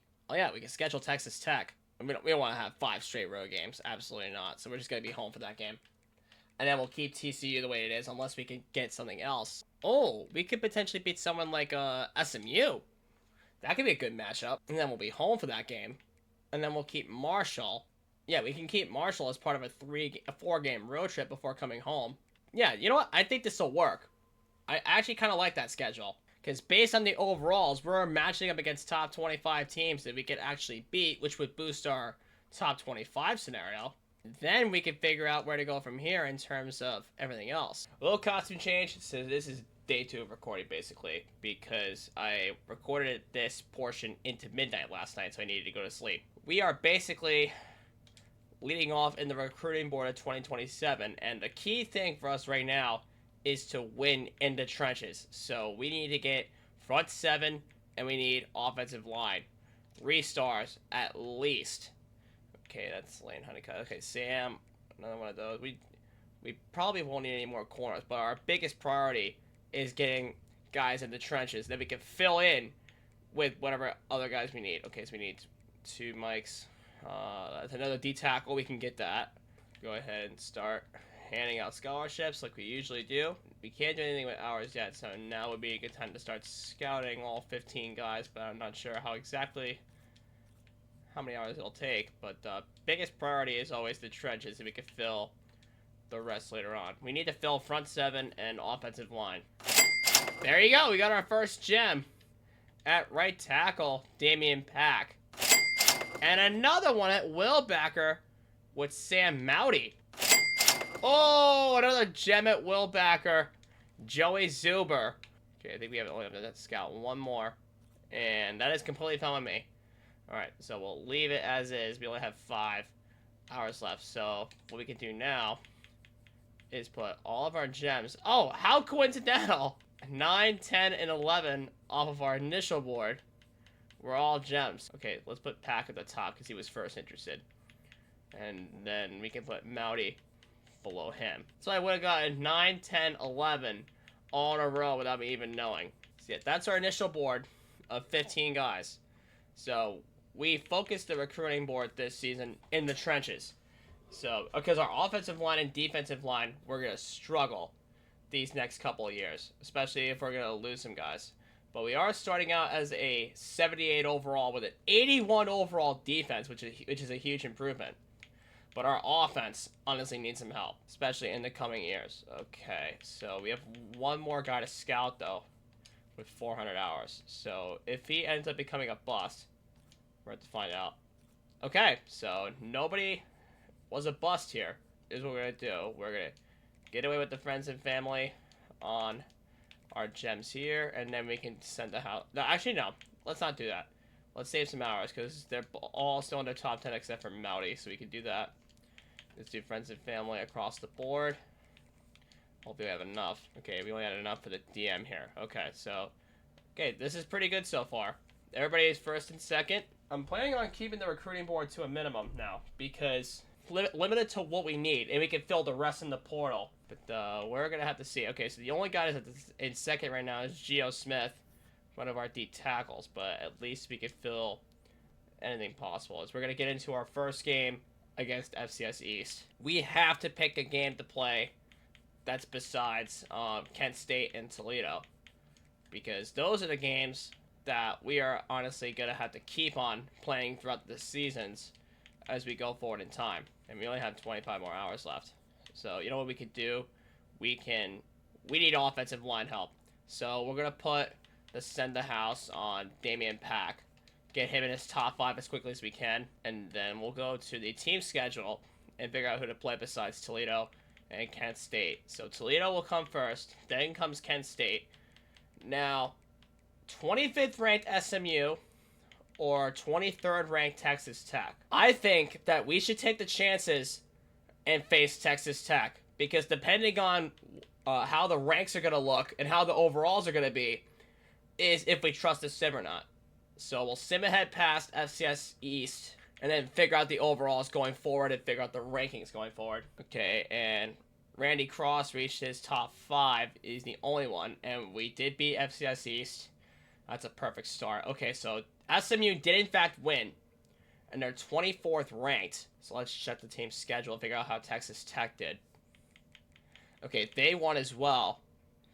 Okay, so I think the better stakes are going to go to Texas Tech. So I think we should sim and possibly take the L against SMU, and play Texas Tech, because we would have had Tech, we would have had Toledo, and we would have had Kent State. So those are our 3 games that we're gonna have to play. So SMU, it will be. But first off, Randy Cross, who's in his top 5, in for his first visit here, and I think we should book for the Toledo game to keep the rivalry tradition going at right guard here, and then we'll do DM and social media on him for his hours. So that's a perfect start right there for visits. All right, SMU. Let's check the overalls.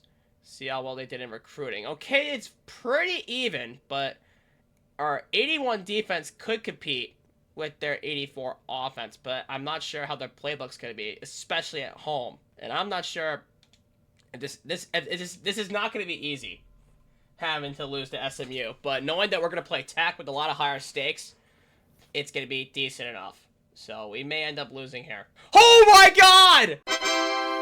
The home field advantage got through. We just beat SMU. Okay, that is actually clutch of the sim to let us win there. I gotta check for the final as soon as I can. Okay, so we can start booking Damian Pack. And he is a compliment with Toledo, so let's get him on for that. And then we can do Sam Mouty. He does not have a comment, but let's actually book him for the first meet against Texas Tech, because I want to try and book that Tech game, and I want to try and book that Toledo game and that Kent State game as much as we possibly can. So far we've had a perfect recruiting board, and we are a solid 2-0 with a massive win over SMU. And so far, everybody's got visits and everybody's got first place. Huge position to be in, especially in non-conference plays. We're going to get into Marshall. Okay, then we got Joey Zuber. That will be for the Ohio game. And then we have Geo Smith. He will go for the Tech game. Then we have Zach Brink. He will not go for the Toledo game. But we can book him for the Kent State game. We can do a mixed comment on that. And then, okay, Kamka. Okay, he did get it right at least. Oh, because Purdue offered him. And it is a better tier pipeline. If anybody can hit their top 3s by the end of this Marshall game, that would actually be sick, which should be a win. And we're now 3-0. We just beat Marshall. Heading into Western Michigan, which is our first conference game. Okay, that is actually quite big for us. And we got more hours to compete with. Okay, Kelvin Powell and Arkansas State. That's another week 11 visit. So, oh yeah, because of the lack of hours that we had. So let's do this here. Let's actually do a soft sell on his case. It's going to be standard bearer. to get some influence on him. Let's actually do friends and family on top of that. Let's see if we can get a jump on him. And Terrence Irvin. Okay, he does have a column with any one of these 2 games. He is in first. Let's book him for Ohio. It's our first conference game that we can play. And we should make our first game to play this season, obviously, Texas Tech. A lot of high stakes. And I believe it's on their turf, too. So it would make things a little bit more interesting. And we actually lost to Western Michigan. Gotta be joking. So we beat teams like SMU. But we lose to Western Michigan. What was even the final on that? Wow, 28-21 on SMU. That was actually quite clutch. And then we lose by 5 points to Western Michigan. I mean, to be fair, it was only a 5-point loss. And we got 2 more games coming up before Texas Tech, which is this one against Eastern Michigan. And it was on the road, too, which didn't help us out at all. And then we got Miami of Ohio coming up, and then we have Texas Tech, which is on our home turf. So we got all 3 plate games coming up on our home ground here. So we get into Eastern Michigan, the team we just beat last year for the conference championship. So let's go to the recruiting board again and figure this out here. We're losing out on Brink. We can't get a pitch off, but now we can. He's still in his top 5, so we still have a chance to land a pitch and get him. Okay, so we got the pitch correct on Sledge. So we have to execute a hard now because of the drop-off. And then same goes for Ryder. Nobody dropped, so we have to cancel the soft and do a hard on Keontae Ryder while he's still in his top 5. And Eric Platten dropped, but honestly, it really doesn't matter. He's still in his top 5. But how close is Randy Cross? Okay, nobody offered him. Ball State, we're going to have to beat out, pretty much. Okay, UConn, we got to beat out for Keontae Ryder. And he's got 4 other offers right now, so we already have to beat out a lot of these guys here. Arkansas State, we have to beat out for Kelvin Powell still. Okay, we did get to sell right. I have a gut feeling that it's because of the lack of hours that we've had before. So let's sim ahead past Eastern Michigan, get our bounce-back victory on the road before we take care of Miami of Ohio. And we did beat Eastern Michigan. Good. Good, we got our bounce-back victory. Now for Miami of Ohio. We got our first conference win. This should be a piece of cake, but then once again we did lose to Western Michigan on their home turf, which is sad enough. And we got locked out by Zach Brink. He wanted to go to a better school. And then we lost out on Kafka. Let's sort by interest rates first. Okay, we got Sledge back from Toledo, who we just jumped up on. Okay, definitely the visit week's got to be the biggest influence possible. So we have to get by the Week 8 visit week and eventually win against Texas Tech if we want to do anything with Sledge. So we could get a commit with anybody and everybody here. Okay, Miami of Ohio we're definitely going to have to beat. And I think they booked us for the visit week. But to be fair, Pack is still in his top 5. So if we beat them, it'll be a major influence factor. But we did in fact get Randy Cross to commit for us. And we lost 2 more of our guys. The Toledo visit got Sledge. Oh my god, that's why. We actually lost to Miami of Ohio. What in the bloody hell? And Kelvin Powell committed to Arkansas State. And the Toledo visit got them a win, which means that he committed. And, okay, Damian Pack dropped, like, a lot. So we need to convince him otherwise. So we gotta do a hard sell on Hometown Hero. No, we can't do a grassroots convincer. So we gotta do the hard sell. And we have to beat Texas Tech, and we have to beat Toledo for the Battle of I-75 if we want any shot at getting it here. And no silver, we have no comments either, so it's... Nah, I don't think we can do it. Nah, I don't think we can do it here. So this is save our hours. And then get into our first played game against Texas Tech, so which are no longer ranked now. I guess they fell off a lot before we got to this. But let's actually make this our... let's see. Let's make this our all-brown game as we get into this game here. Alright.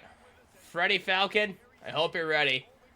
Because we're going to take down the Texas Tech Red Raiders in front of some visits in the house. Let's go into the fourth quarter.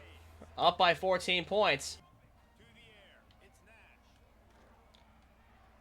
Okay, Nash is actually feeling a lot more comfortable making the better reads. Oh, God, that throw is so bad. Okay, we may just have to take off and run, even though it is going to be 3-man pressure, but let's see if the pocket collapses. Okay, they did bring 4. They didn't get off the block, though. Slide! Alright, we are just fine. We did that more towards the middle of the field. had to. Okay. Oh, no, he fumbled the pitch! And he's gonna take it all the way back. This is why I hate speed option. And now they're only down by 7, so we're gonna have to score and get back in this game. Because this is why I hate doing speed option. Because the possibility to fumble the pitch and, like, see, that's another issue, too. They need to stop dropping these open passes that we get to them. Like, every time we get hit, they get dropped. Okay.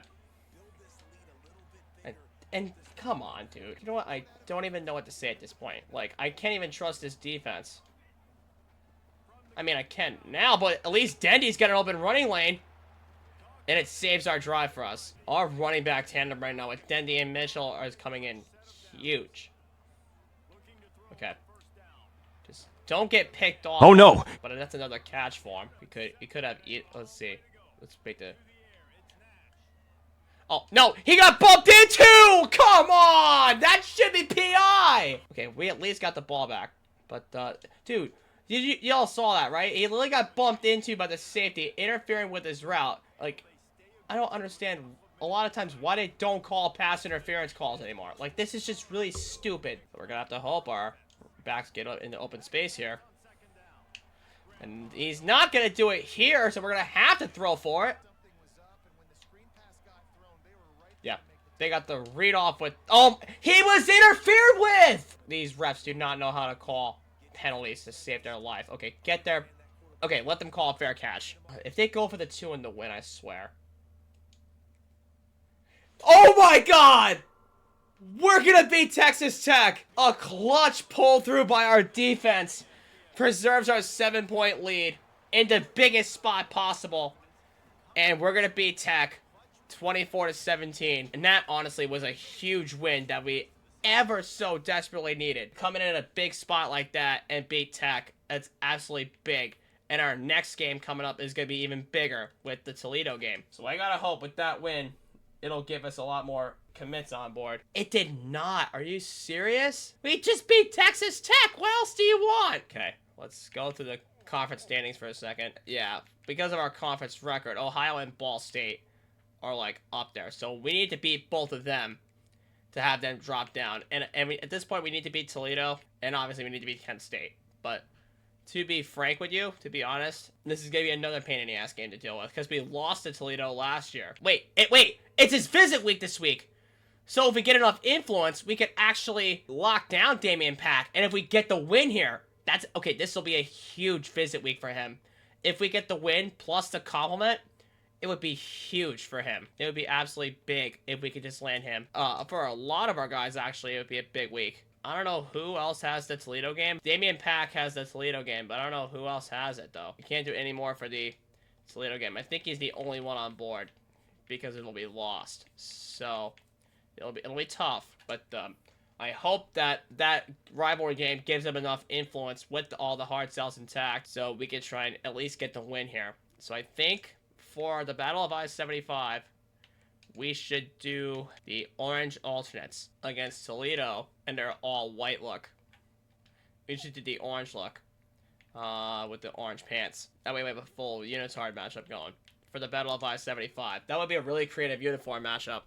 Our second try against Toledo, let's hope it's the charm. We have a better team than this now, so let's just hope we pull it out. All right.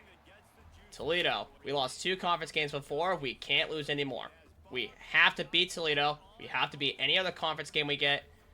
We have to beat Ball State. We have to beat Ohio. And we have to beat Kent State. And we're going to go up 28-10 going into the 4th quarter.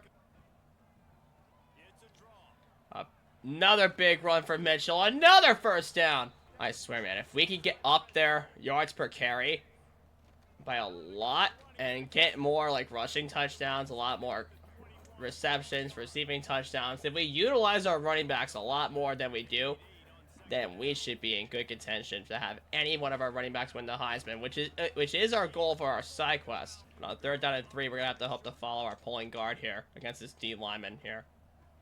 Yeah, they sent everybody, and we can't get to the outside, and nothing was there. So we're just gonna have to take our field goal.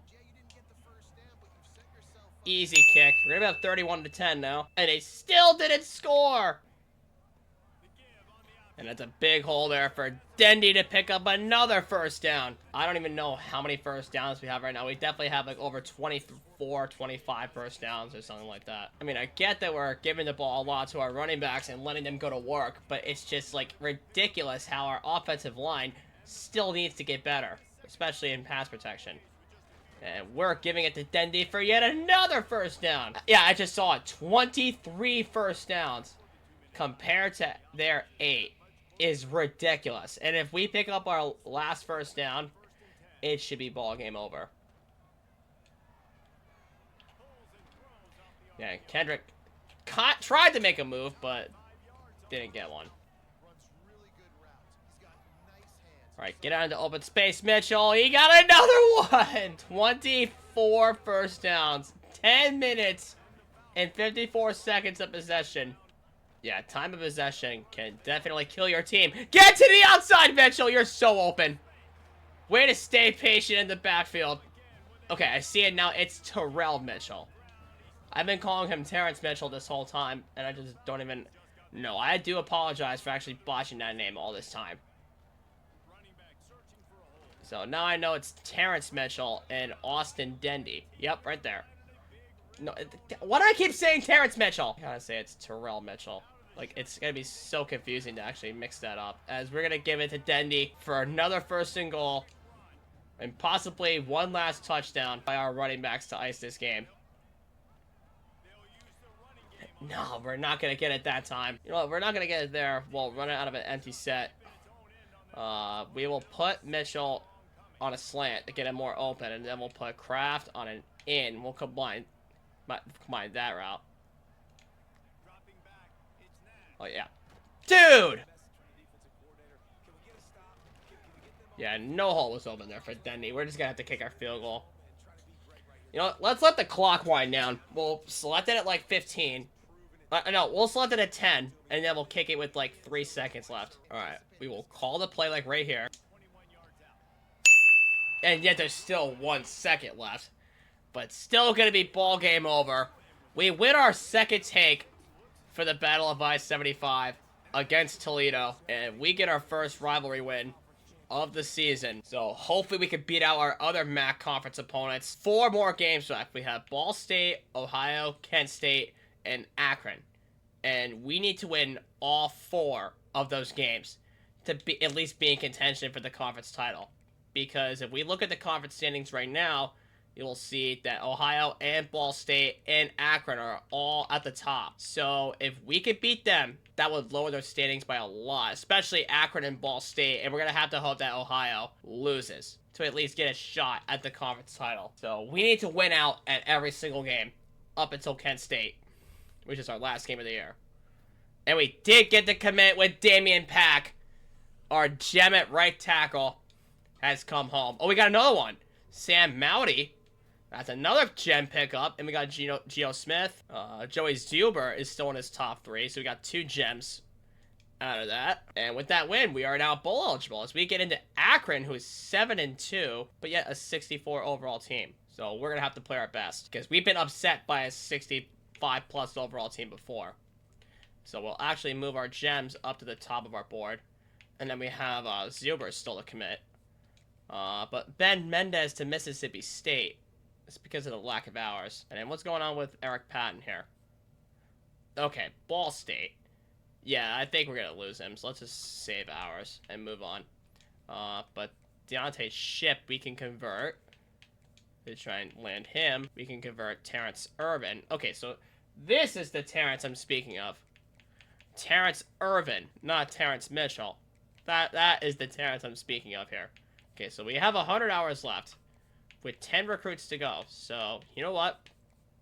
We should go back to the prospect list and fill out any holes that we need. But I think with Shakir Makari, we're going to have to offer hours the most to him to try and get his interest. And we're not even going to bother scouting these guys until, like, later on, though. Let's actually send, we can't send the house. Let's actually offer friends and family and keep the interest on all the scholarship guys here. Let's actually do all 40 on Makari to get his interest intact first before we do any more scouting. So hopefully when the commits get on board, we can fill whatever hours we have left after this Akron game here.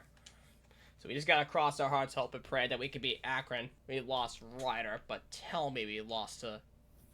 Are you serious? We lost to Akron. This is an absolute joke. What was the final? And we're probably gonna lose out on another conference title. 48-41. Yep. What did I tell you? It was home field advantage that got us. So now we have to win out if you want a chance at the conference title game. We have to win out. And it starts with Ball State, so we gotta win out. No wonder we didn't get any recruits, because we lost. And we lost Keontae Ryder to UConn. But we did at least... We still have a recruiting battle going over Ben Mendez here. We do have 110 hours now. Okay, that's it. Okay, so... And yeah, let's actually give anybody, friends and family, to whoever's left. Seriously, it's these sim losses that are getting me so bad right now. So Ball State, wonder how good they are. Okay, yeah, our offense dipped. Probably the reason why. Wait, did somebody get hurt? Is that why our offense dipped? Yeah, pretty much everybody on our offense got hurt. Even Benjamin Nash with a broken hand. Jesus Christ, so it was injuries that kept us out. Even Terrell Mitchell, who has a torn labrum. Benjamin Nash has a broken hand. And Austin Dendy has a dislocated elbow. And our top tackle, James Thomas, is out with a torn pectoral. You have got to be joking. So, we're going to be hindered a lot on offense, from what it looks like. We're probably going to get lucky if we come up with any wins here during this sim process. So, this will definitely be a worse season. Okay, so we did get Joey Zuber. That was... off, really, if you think about it. Yeah, and we lost because of these injuries. Like, oh, dude, I don't even know what to freaking say. We're gonna lose out on we're gonna lose out on the conference championship game because of the simple fact that we got injured. And we're gonna go into this Ohio game needing a situation where we need to win out, but we're not gonna do it because these stupid injuries. Our offense is atrocious right now because of injuries. So, yeah, we're going to have to sim ahead into Kent State knowing that these injuries are going to hinder us. And we're probably going to have to settle for another bowl game. Like, it's just such a joke. Okay, Terrence Irvin did commit. And we got another one with Deontay Shipp. Yeah, we lost to Ohio, too. What is going on? So, needing a win here against Kent State. Yeah, we're just going to have to play and beat Kent State with a heavily hindered roster. And Russo... to playing style. Yeah, no wonder it's the playing style because our defense is so hurt and so injured. Like, I don't even understand what the deal is. It's just these injuries. So we're going to have to go after more and more studs out of the transfer portal. And we're going to have to win against Kent State if we want any chance at anything. Okay, so we did get some of our guys back. I noticed that much. Okay. So, we're not even going to bother changing uniforms. We're just going to go right into this game against Kent State. I am so mad. Like, we lost 2 straight games to conference opponents due to the injuries. Like, I do not understand what the deal is here. So, we're definitely going to have to beat Kent State and go out, and we're going to have to settle for another 8-win season and another bowl win. Akron is actually ranked out of the MAC conference. I'm telling you, the injuries... really did cost us those last 3 games in particular. It wasn't even Toledo. I mean, we did beat Toledo, but, like, it was the Akron game, it was Ball State, and it was, freaking, Ohio that we lost to because of injuries. Yet, we can go out there and whoop some ass on Kent State like they're absolutely nothing. Like, I don't understand this team. And Mitchell's got some open running space, but not quite enough. And see, I know that for a fact that Mitchell is going to develop a lot more over time and eventually take over as the starter in next year's running back room. Jesus, that edge rusher just blew him up. You know what? We're going to go for it on 4th and 1. We're going to see how it works here. Yeah. Get downfield. Beat it. Okay, I thought we could beat him out. And we let them score again. Like, it doesn't even matter. We're going to be up 38-22 anyway. Oh, yeah. Nice move by Mitchell. See, this is the reason why he should be the permanent starting running back. And I don't understand why our offensive coordinator should just be, like, running in tandem. he should be the starter, and we should get him the Heisman Trophy within the next 2 seasons unless he decides to transfer or go pro. Oh, yeah. See? This is the reason why he should be our starter. He's so fast, he's so explosive, and if he develops, like, we actually have a true Heisman winner on our hands here. We're just going to kneel out the clock, get this game done with, and we're going to be finally done with conference play. So I hope we can get a bowl game this time that we can win. Nothing like Michigan last year where we actually got a bad draw and we ended up losing. We lost out on Otis to Miami of Ohio, and we only had 25 hours to work with. Mississippi State's going to edge us out on Ben Mendez from what it looks like. So, oh, wait. We can sell on that. We can persuade Clocked In. Why didn't I think of that? We could sway on Clocked In. We could try and get Mendez. Okay, we are completely fine with the recruiting board for right now, so let's just sim ahead and see if our persuasions on some of our guys actually worked. Oh, our one on Otis didn't work. So our contract did in fact get extended. Like, I really don't like our defense at this point. We should just be running a 4-3 multiple. So you know what? We're going to fire our defensive coordinator and switch up our playbook. Sway attempt on Mendez failed. How are you not impressed with those grades, dude? So as long as everybody's in first place, we should be decent enough. And our contract did in fact get extended to 5 more years, including a MAC conference title. And if we win our bowl game, we'll go 8-5 to the same amount of wins. And yeah, we lost out on Mendez. All right, if with a bowl win, we'll definitely raise our prestige a lot. Why? Why, Quincy Porter? You stayed at Ohio State and actually won the Heisman Trophy. Unbelievable. We're going to get to the GameAbove Sports Bowl against Hawaii, but I am hurt now. Quincy Porter did not choose to transfer to us, and he chose to stay at Ohio State, and he actually got a Heisman Trophy. I am just hurt now, and I am not liking these coaches with the schemes, so we're just going to make them rally around a 4-3 multiple, and we're just going to have to choose a defensive coordinator that works here. So, John Hauser is running a 4-2-5 still, so and he's a C master motivator, so we can actually try and steal him away from a conference opponent. We're going to make an offer for him, and then we're just going to keep our offensive coordinator, who's also a master motivator. But I have never been more hurt in my life that Quincy Porter chose to betray me like that. I thought he was my GOAT. Like, why stay at Ohio State and win the Heisman Trophy on me like that? I am hurt right now.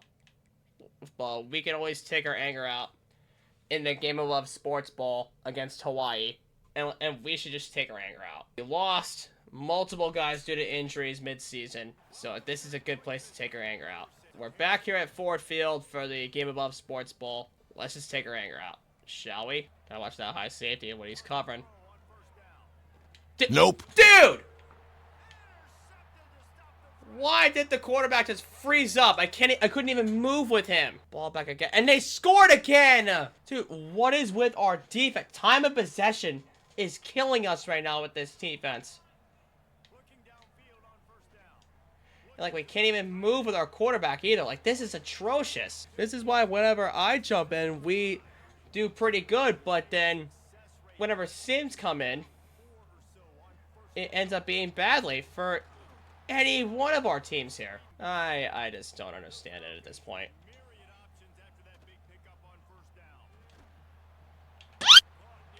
Ooh, way to go.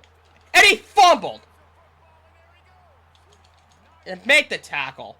What the hell was that fumble? Okay, we did get an interception. I just saw that. That was really big there. Really? Mitchell? Really? You had to drop a screen pass? Yeah, just take this wide open hole for a first down. And if you're not going to get the screen pass, at least just run the football for a first.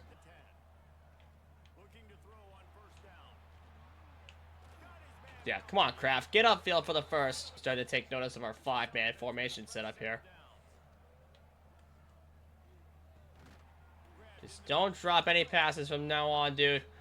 Like, we need to tie this game before at least the 3-minute mark. Okay, that throw was so bad. And we can't even get the throw off because the pressure's coming like crazy. You know what? Yeah, they might as well just run the time off the clock at this point. We need to pick it up here. Pick it up. Yes! You know, let's just call a timeout while we're at it. So we can score with at least 3 minutes left and hope our defense comes in clutch right now.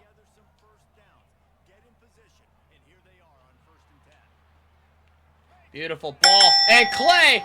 A missed tackle. That ties the game. And that is huge.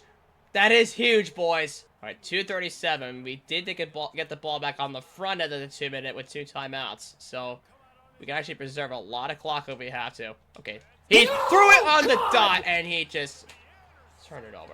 Yeah, they shaved off a lot of time, and we only have 1 timeout left, all because of 1 interception.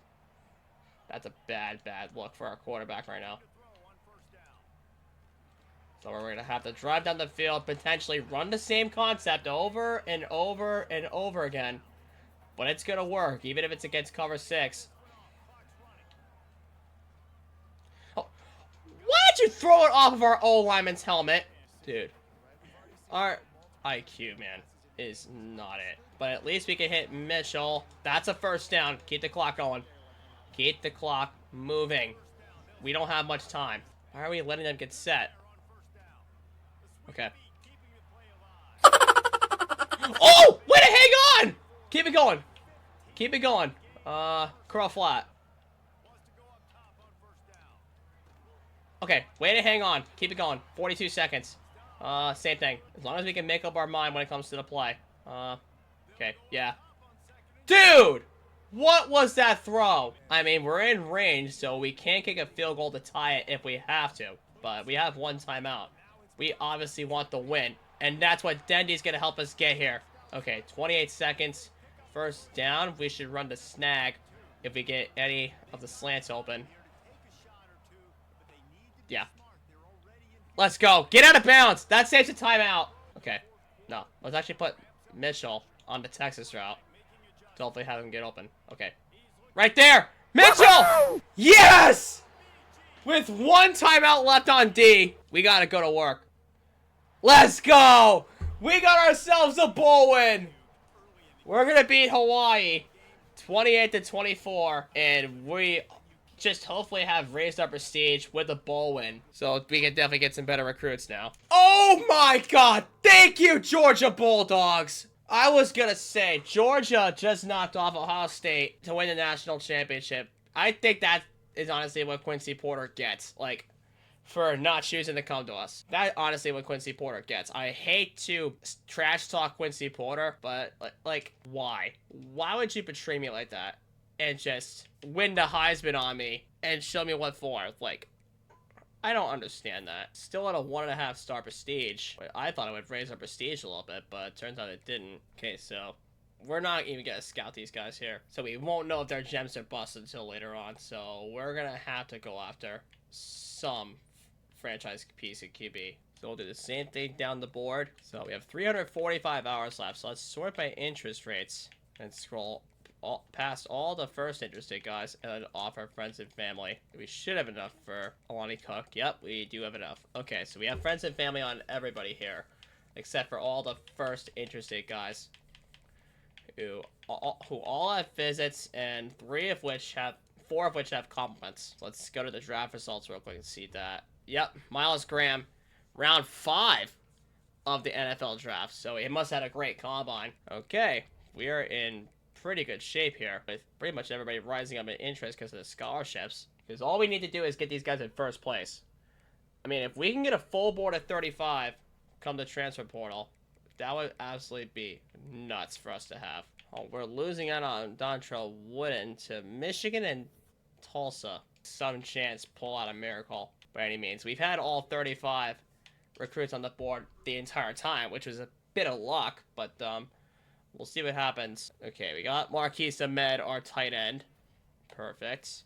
We got Morris Huntley, wide out. We got Dustin Samuel. Nice pickup there. Corin Leash. Nice pickup there. Ogundehi, Stoudemire. We got Bart Breida. We got Tyler Meadows. So we actually are getting some stuff in the trenches. Devin O'Neal at right guard. We got Dane Drexel at Mike. We got Trayman Nesbitt, so he'll probably be a backup quarterback.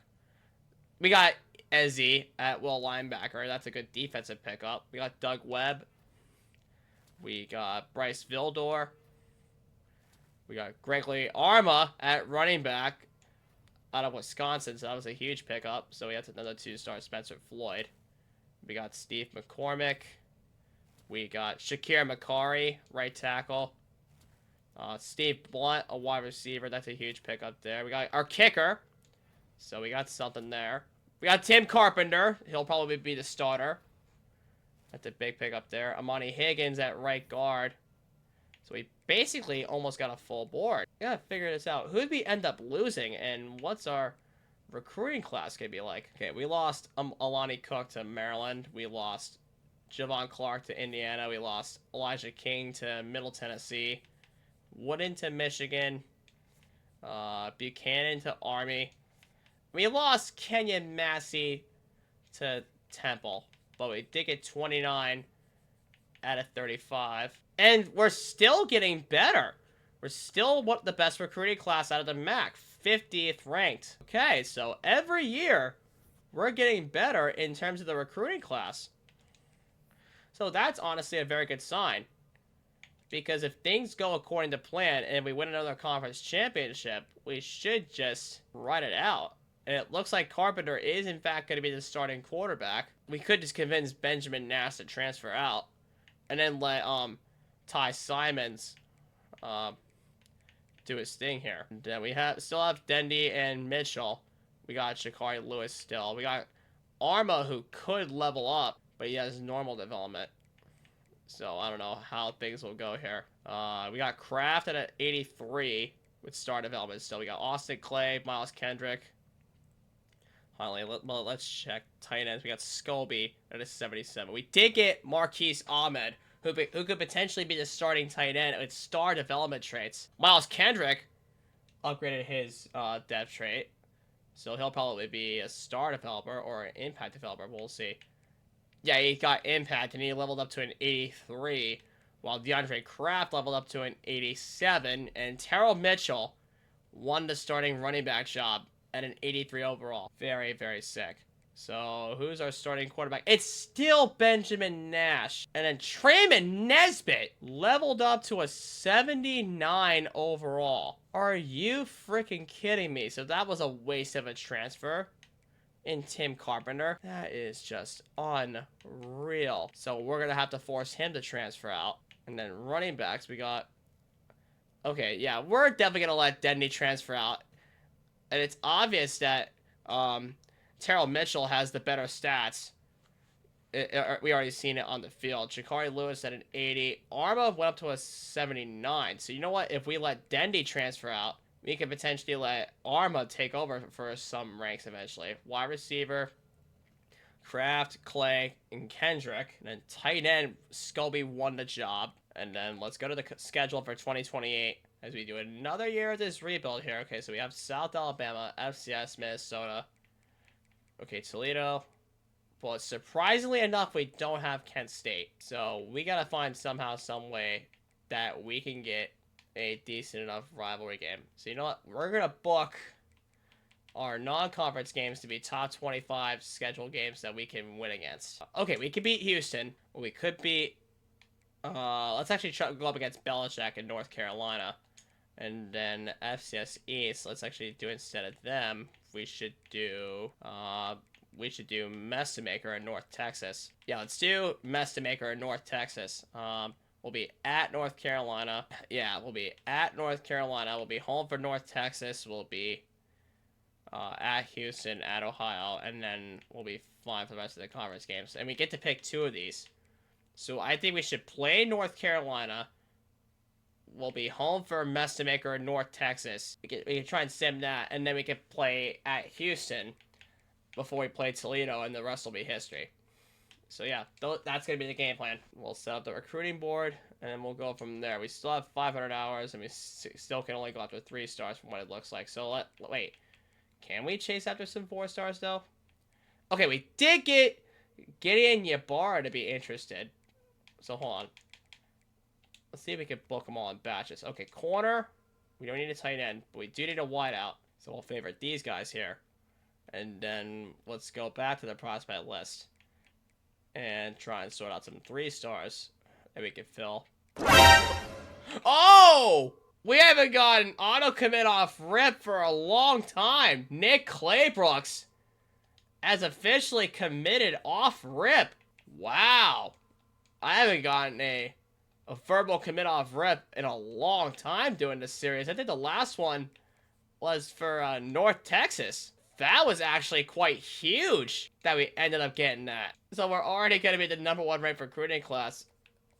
Not even into week 0 yet, unless we somehow, some way get shit luck with Georgia, Alabama. Oh, we got a gem. Roy MacArthur. We'll take that at running back. And another one at Sam linebacker, Ron Willie. We'll take that. Oh, and another one, Mike LaRocque. We'll take that. At free safety. Okay, we only had enough to scout 14 guys. But we do at least have a commit and 6 favorites, including 3 gems and 3 4 stars that we can go after. So let's get into next season, where we have to figure out strategically on how we can play these games going forward. So our first game being against Bill Belichick's North Carolina Tar Heels. And we are starting out actually as a 79 overall, but we are on their turf at Chapel Hill, so we got to play this game out and try and win that one.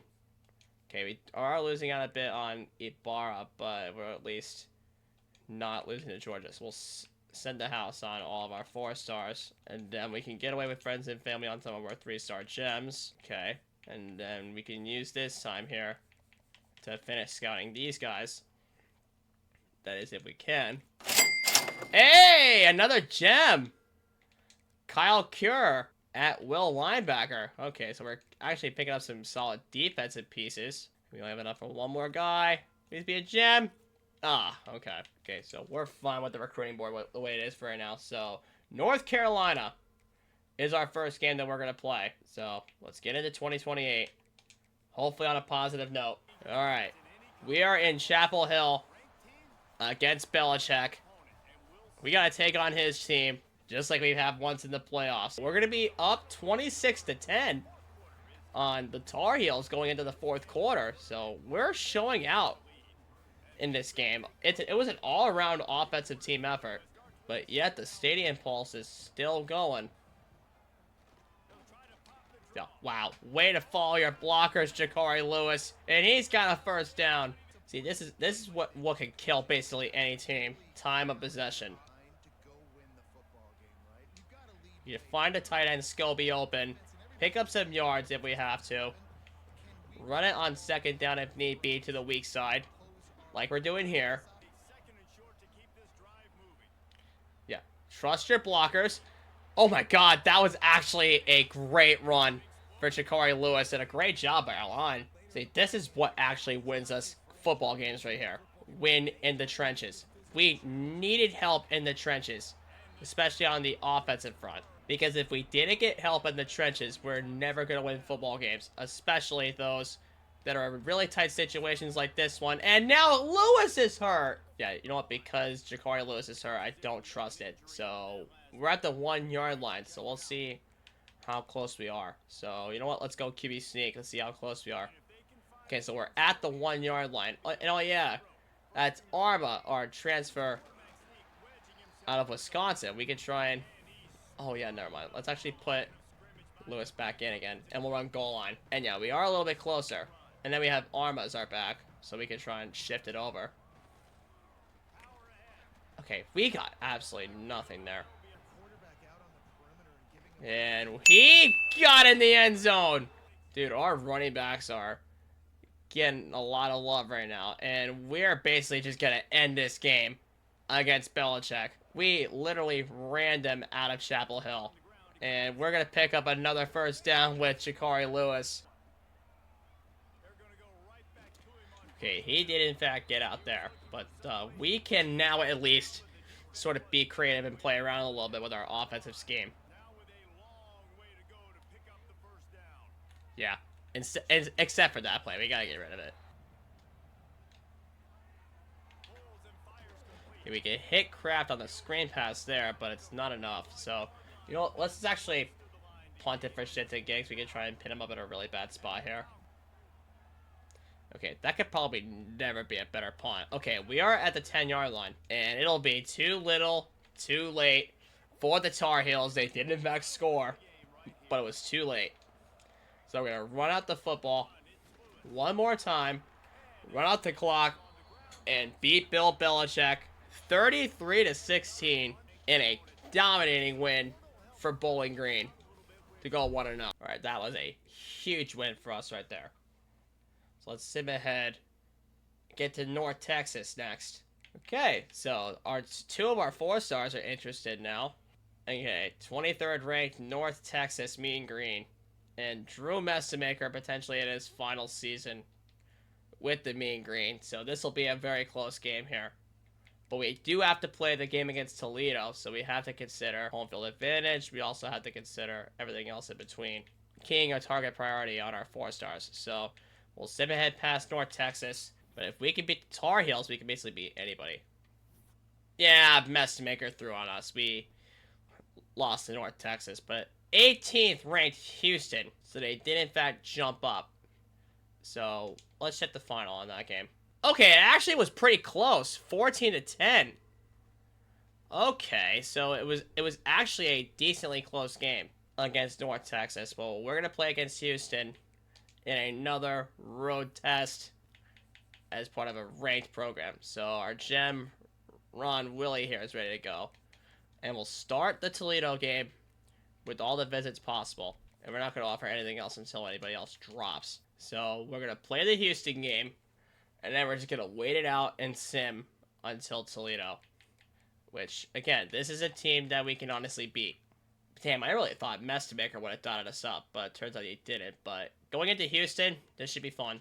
Alright, Houston Cougar, be prepared to be beaten on your home grounds.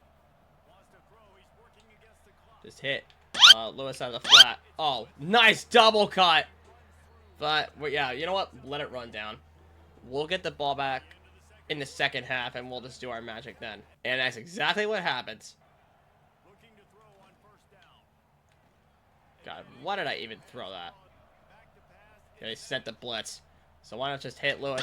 Make a man miss. And, oh, 3rd and inches. Let's go with the, strong flood out of this formation, and then we can hit wire on a streak. Yep, nobody's coming. We can send them deep, and he makes the run after catch. What an adjustment, and he's in for the touchdown. Wow, what an adjustment.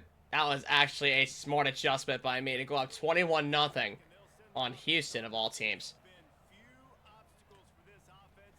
This may actually secure our second top 25 win in a span of 3 weeks. Like, we may go 2 for 3 in out of conference play because of those wins that I'm taking over right now.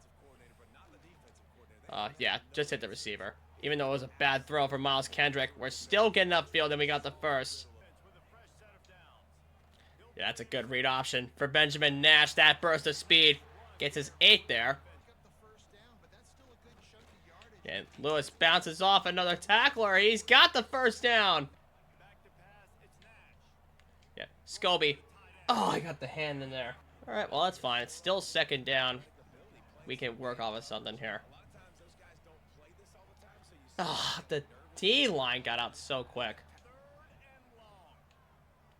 Yeah, we're going to stack up and take off with Nash. Use your burst of speed. Get to the open hole. Just don't fumble. And he's got a first. I am absolutely loving, honestly, Benjamin Nash now. Now that we're just running the football and we're just using our common sense in the run game. And now that we got a competent offensive line that can actually protect our quarterback and actually open up the holes in the run game. But, well, not there, but, like, I'm talking, like, in the middle of the field situations. It's honestly really huge. Okay, yeah, that is open for the lower overall guy, Graves, to get in. I swear, if we shut out Houston, I'm gonna lose my shit right now. We're gonna probably end up shutting out Houston. Like, this is the 18th ranked team in the nation that we're shutting out right now.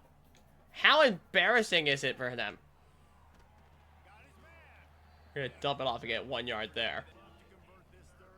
Yeah, as long as the edge doesn't catch us, that's a wide open hole for Jakari Lewis. He's got another first down. And I've honestly loved how Jakari Lewis has developed. Like, he's basically turned into the backup of Terrell Mitchell.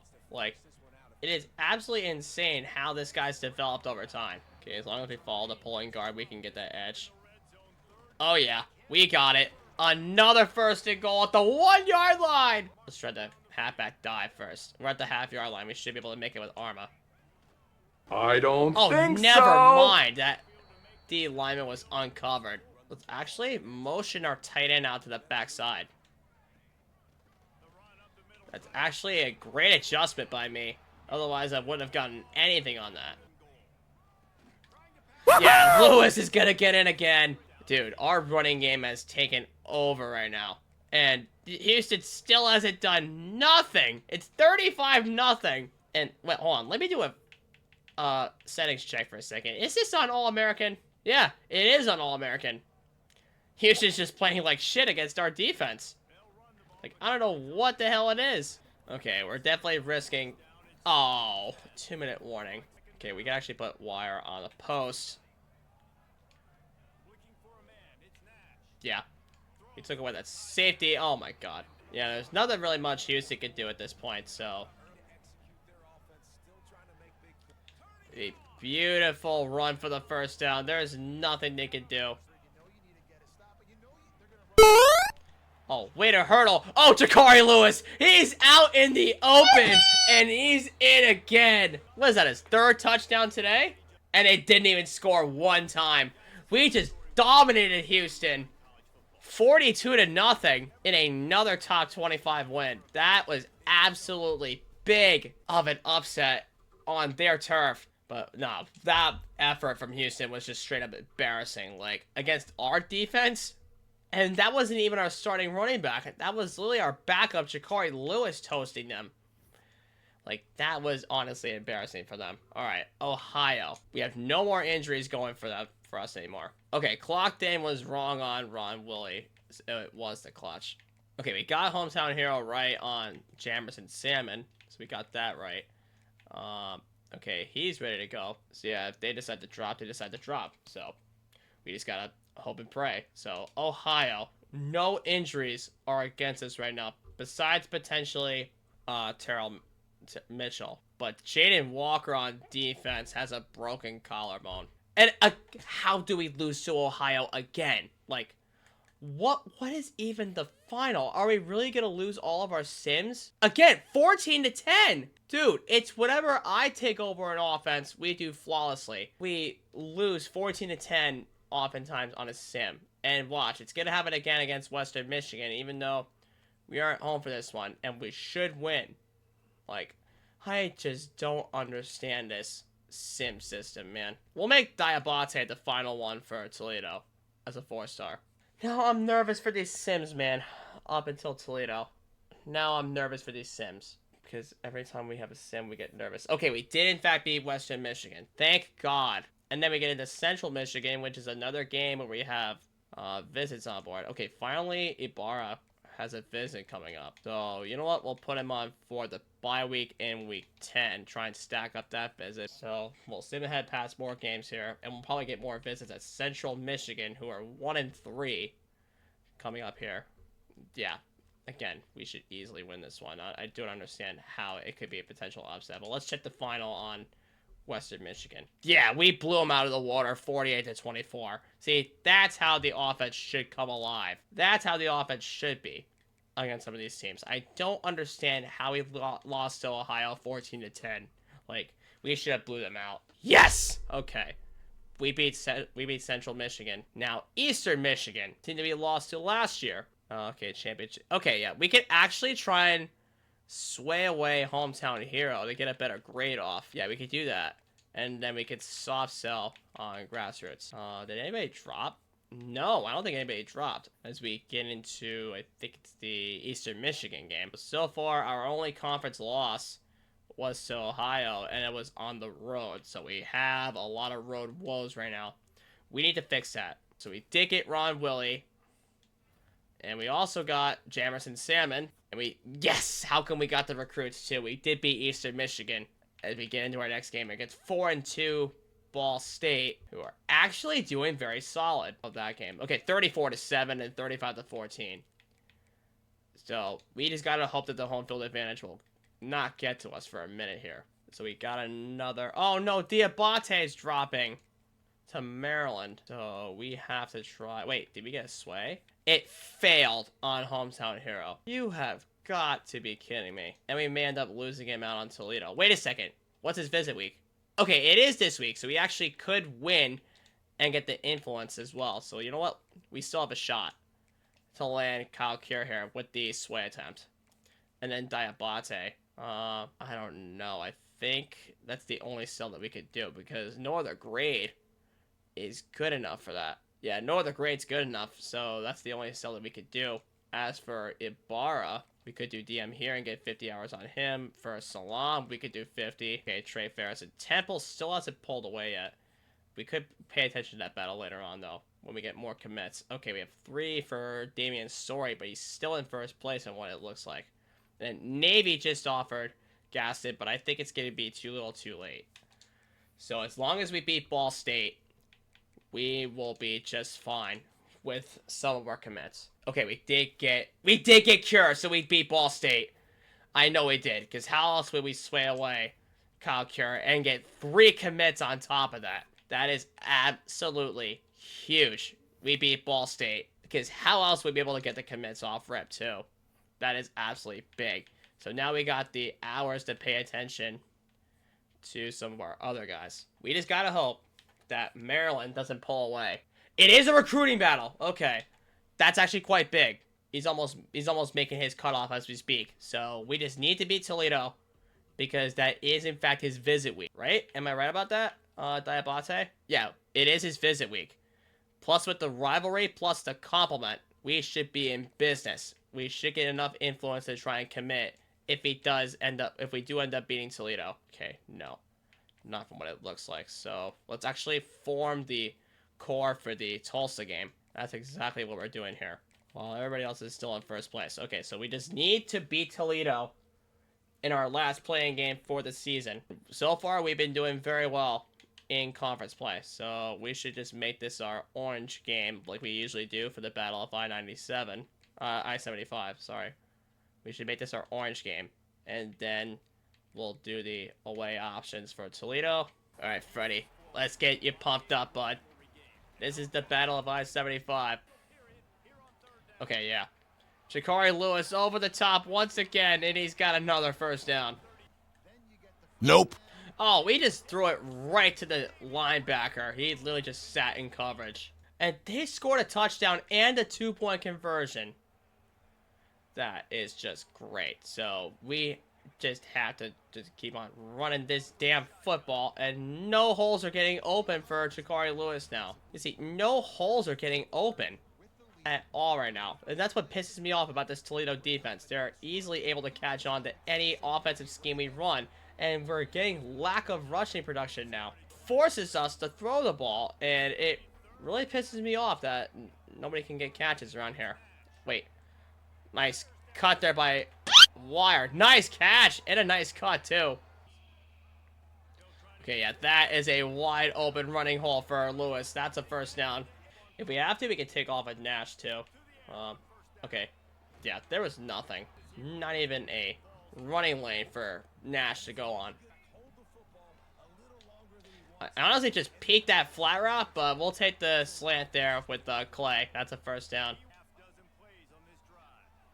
And there's another open running lane for Shakari Lewis. Make them use their timeouts. Yeah, no running lane was open there.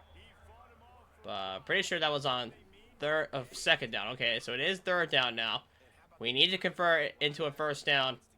Otherwise, they get a chance to take the lead with perhaps no timeouts. So we got... Come on, Lewis! Oh, wait a second. We can kick a field goal. And I'm being honest, we should have just ran it. Otherwise, they wouldn't have one timeout. But even though we are going to be up by 6, they're going to have a timeout. And they just took the lead on that. But good news is... They didn't even use their timeout either. They just used the 2-minute timeout. Oh, that's unreal. So we're going to have to drive down the field with 3 timeouts in a minute 12. We can't make any stupid reads, perhaps. We just need a field goal. Okay. No! Alright. One of our last chances here. Third down and 8. Okay, got the coverage over the middle of the field. Wait. Nash! Nash can run! I completely forgot Nash can run. Just don't fumble. Alright. Hurry it up. I mean, we're not past midfield yet, so why take the chance? Okay, now call a timeout. That's one of 3 that we have. That's all we need to do right now is get into field goal range. Okay, yeah, hold up your block. Thank you. Thank you, O-line. Let's go. We're in field goal range. All right, all we can do from here, now that they have no timeouts, is run the damn football. Try and center our kick. Run toward the center, Lewis. Toward the center now. Yeah, we got to run more towards the center of the kick so that way we can at least gain some more yards and then kick the game winner. Okay, that's a nice cut. Another nice cut. Timeout. We want to save our final one for potentially at least, I'd say 2 more seconds on the clock. We'll run it one more time. And if we don't get the touchdown here with it, we'll run it down to the final seconds. Oh, wait! We did get a touchdown, maybe? We got a touchdown! We got the lead! Jakari Lewis! Dude, that was straight up huge. We didn't even need the field goal as we're going to beat Toledo and potentially get our 4-star happy and have him come to us with a score of 32-25. We got him! Roland Debate. We got him. We got Mike LaRocque too. Oh, but we lost Salem to Michigan State. That really sucks that we lost him. But at least Ibarra, our last chance at a 4-star, is visiting this week on the bye to hopefully get some influence. And there it is, Terrell Mitchell. 21 carries, 122 yards, and 5 yards per carry. That's honestly one of the better performances I've ever done with a running back. Yeah, unfortunately we lost Salam to Michigan State. But we did get our first 4-star of this rebuild, Roland Diabate. And we got another 3-star gem here up to the top. We got a 4-star and we got another 3-star gem still waiting. And guys, honestly, our recruiting has never been better because we've been winning games this season.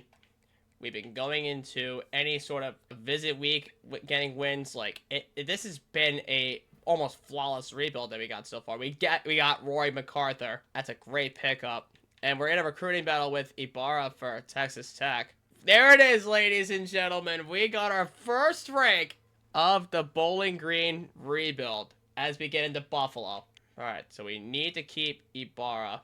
Week 10 is his visit week, so I think it already happened. Yeah, it already happened. And then Texas Tech's visit week already happened. So we just need to beat Buffalo, potentially.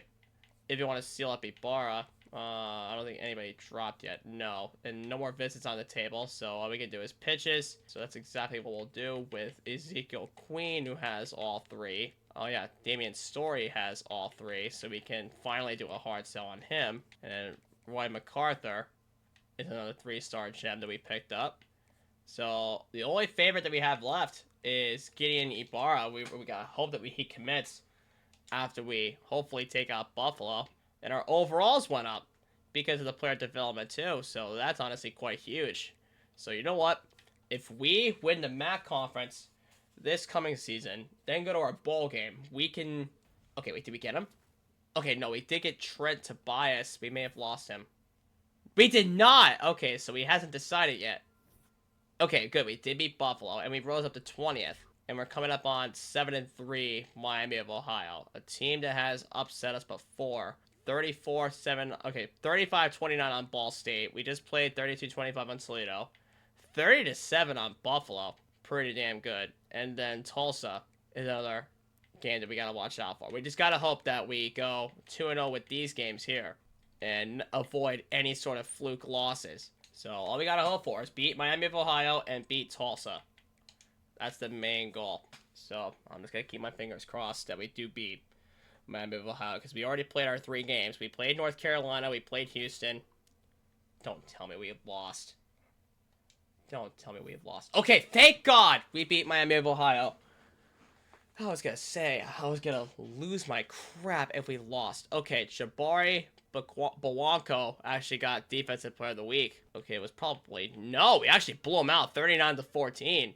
So our offense is actually averaging close to 33, 34 points a game, which is pretty damn impressive, despite that we're in a lower tier conference at the MAC, and we're getting into Tulsa, who's an American Conference team, one of the best at that. Okay, we're inching up on Ibarra. We just gotta hope that we beat Tulsa and he commits. We have to hope that he commits after Tulsa. We just gotta beat Tulsa, and we gotta hope he commits, because he's definitely our last chance. He's this close. Did we get him? Okay, we did get your body, but wait, did we got Funchess. I think we lost him. Wait, Ezekiel Queen. Wait a second, did we actually win? Because we're getting all these guys here. Wait a second, did we win? Okay, thank God. But he still not chose to commit. Like, what is going on? Okay, so we got a rematch against Toledo for the MAC Conference Championship. But what is preventing him from committing? Like, what is going on? Okay, he is that close. He really wants to choose Texas Tech. We got Trey Ferris. I think we lost Ibarra. No, we did not! He's still hanging in! He's still hanging in there! So we have to win the conference championship if we want any chance at landing him. I swear to God, guys, this is the closest... Okay, yeah, this is the closest he'll ever be in. I think the pipelines are going to inch him up, so we need to win against Toledo if we want any chance at making this guy happy. Alright. For the MAC Conference Championship for the second time in this rebuild, after missing out last season, we're going to get our bait back against Toledo. We're going to go into the second half up 14-7, which is pretty minuscule considering that run defense. But Terrell Mitchell, 105 yards off of 10 carries, averaging 10.5 yards a carry this game. 11 first downs, too, compared to their 2. That really is quite something. Dude, I swear, we are making guys miss left and right. To think that we have some of the best running backs in the entire game right now. Okay, we did run the jet touch pass. Get out in front, Wire. Okay, we got 5. Just don't hesitate for a second, Lewis. Get out into open space. Oh my God, tell me he is gone. Tell me he is gone. Oh, you're so close. Oh, Arma literally came in. I literally just realized. Yeah, Lewis couldn't get open there. But he did get open here. He did get the first down, but one of our linemen got hurt. Come on, Lewis. Get the push. We may have gotten closer. Did get a little bit closer, so if the corner's zoned out. Yeah, they covered that perfectly, and their guy got hurt. Okay, step up in the pocket. Benjamin Nash just walk right in. Okay, they actually gave us a good spot on their punt. With 1:29 left in the third. Ooh, okay. Okay, why did we just run into 29 like that? Yeah, just dump it off to Herschel Wire there for a first. Oh, he pulled it. Take off, Benjamin. Oh, he didn't have enough burst of speed. But he does have a running lane again off the draw play. That's a... Oh, no, you're hurt! So now we're going to rely on Arma to get some work done. Let's see what you're all about. You're the Wisconsin transfer. Let's figure it out here.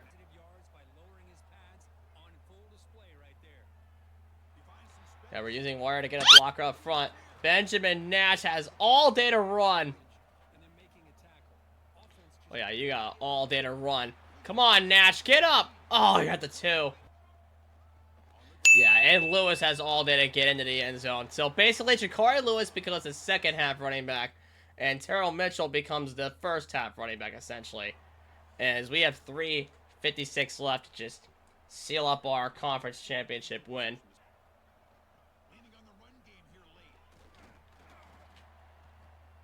Ah, 2nd and inches.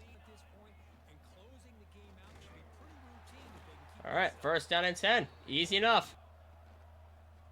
Oh, what a pancake block. We should have just followed that. Oh, yeah, get off of Lewis. Get off him. That's another 1st down for him. What a big boy. But it's sad that he's going to be leaving after this year. So this will literally be the last year that we could potentially use him. So we got to invest a lot into Terrell Mitchell and potentially some other running backs that we could use. We'll see as we grow this young core for the near future, as we potentially win our conference championship and get into a potential college football playoff berth down the line. Okay, yeah, Lewis got to the 1-yard line. Okay, so it's 4th and 1, so we have to cross the line of scrimmage to get it. So let's see. We didn't get it? What the hell? Okay, they drove down the field and scored, but guess what? There's no time left on the clock for them to really do anything. So guess what?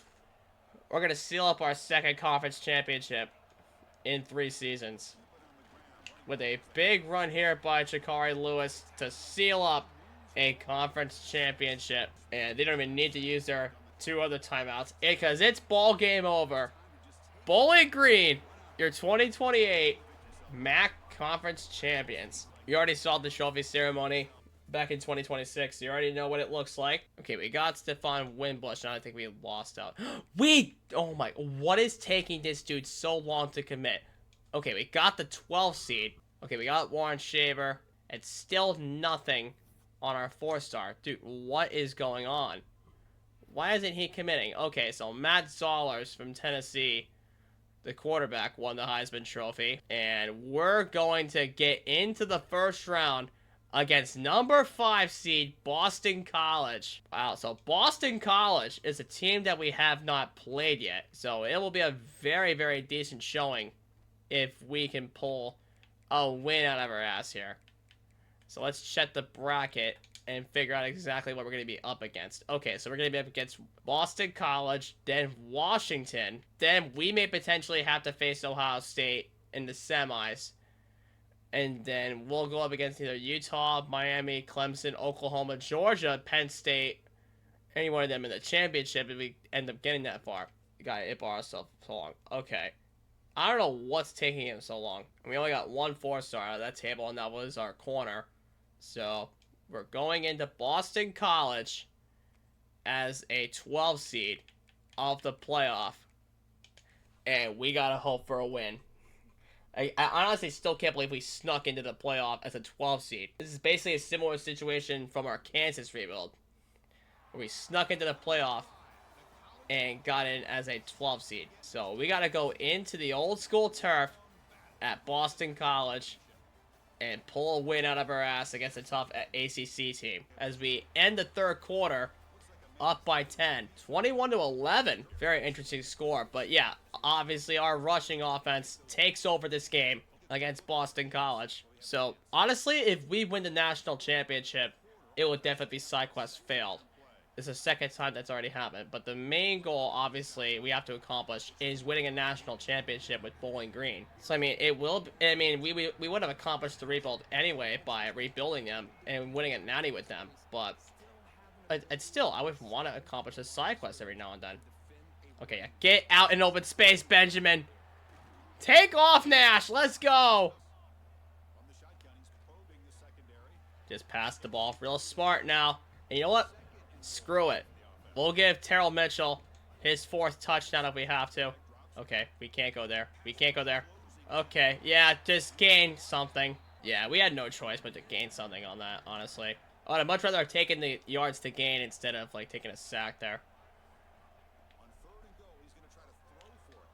Yeah, instead of taking that the last play. So we gotta take the points unless we miss the kick! Okay, and our defense continues to pull through with 2:45 left, and they have all 3 timeouts, so I think now is the period where they end up using them, and we should have gave it. Why did I do that? Okay, so it looks like they may pull something out. Okay. Just don't pick it. That's Herschel Wire. Nice cut. No, not an injury timeout. Right, they do have 1 timeout left they gotta use, so we have to pick up the first here, and that's what we do. Oh, are you kidding me? God, a freaking illegal block in the back. Oh, wait, that's an injury timeout. I don't know what the hell they're doing, but it's still gonna be 2nd down and 7. So, okay, that's their last timeout. So if we have to kick a field goal now, we have to just center it. So we're just going to run the zone fake jet, and we're going to have to try and center up our kick if we have to. Yeah, just center it up real quick. And let's run down the clock. All right, there's a 2-minute warning. So now that our kick is centered, we can go for a nice little easy field goal attempt. Right down the flag. Wait a second, another roughing the kicker penalty? We got another roughing the kicker penalty. So, you know what? We made the field goal anyway. So, oh no, wait. We should accept this. Because they're out of timeouts. We're going to kneel it out. And we're going to take our 1st round win. That was actually another quite smart thing to do here. So, we're going to walk away with a victory, 21-11, over Boston College, which is absolutely big. Because we're going to go into Washington with a lot of momentum on our side. And we're going to get into the Cotton Bowl against Washington. Which, again, will be a tough test. But we're going to get right into it for sure. And we're going to have a whole lot of fun with it.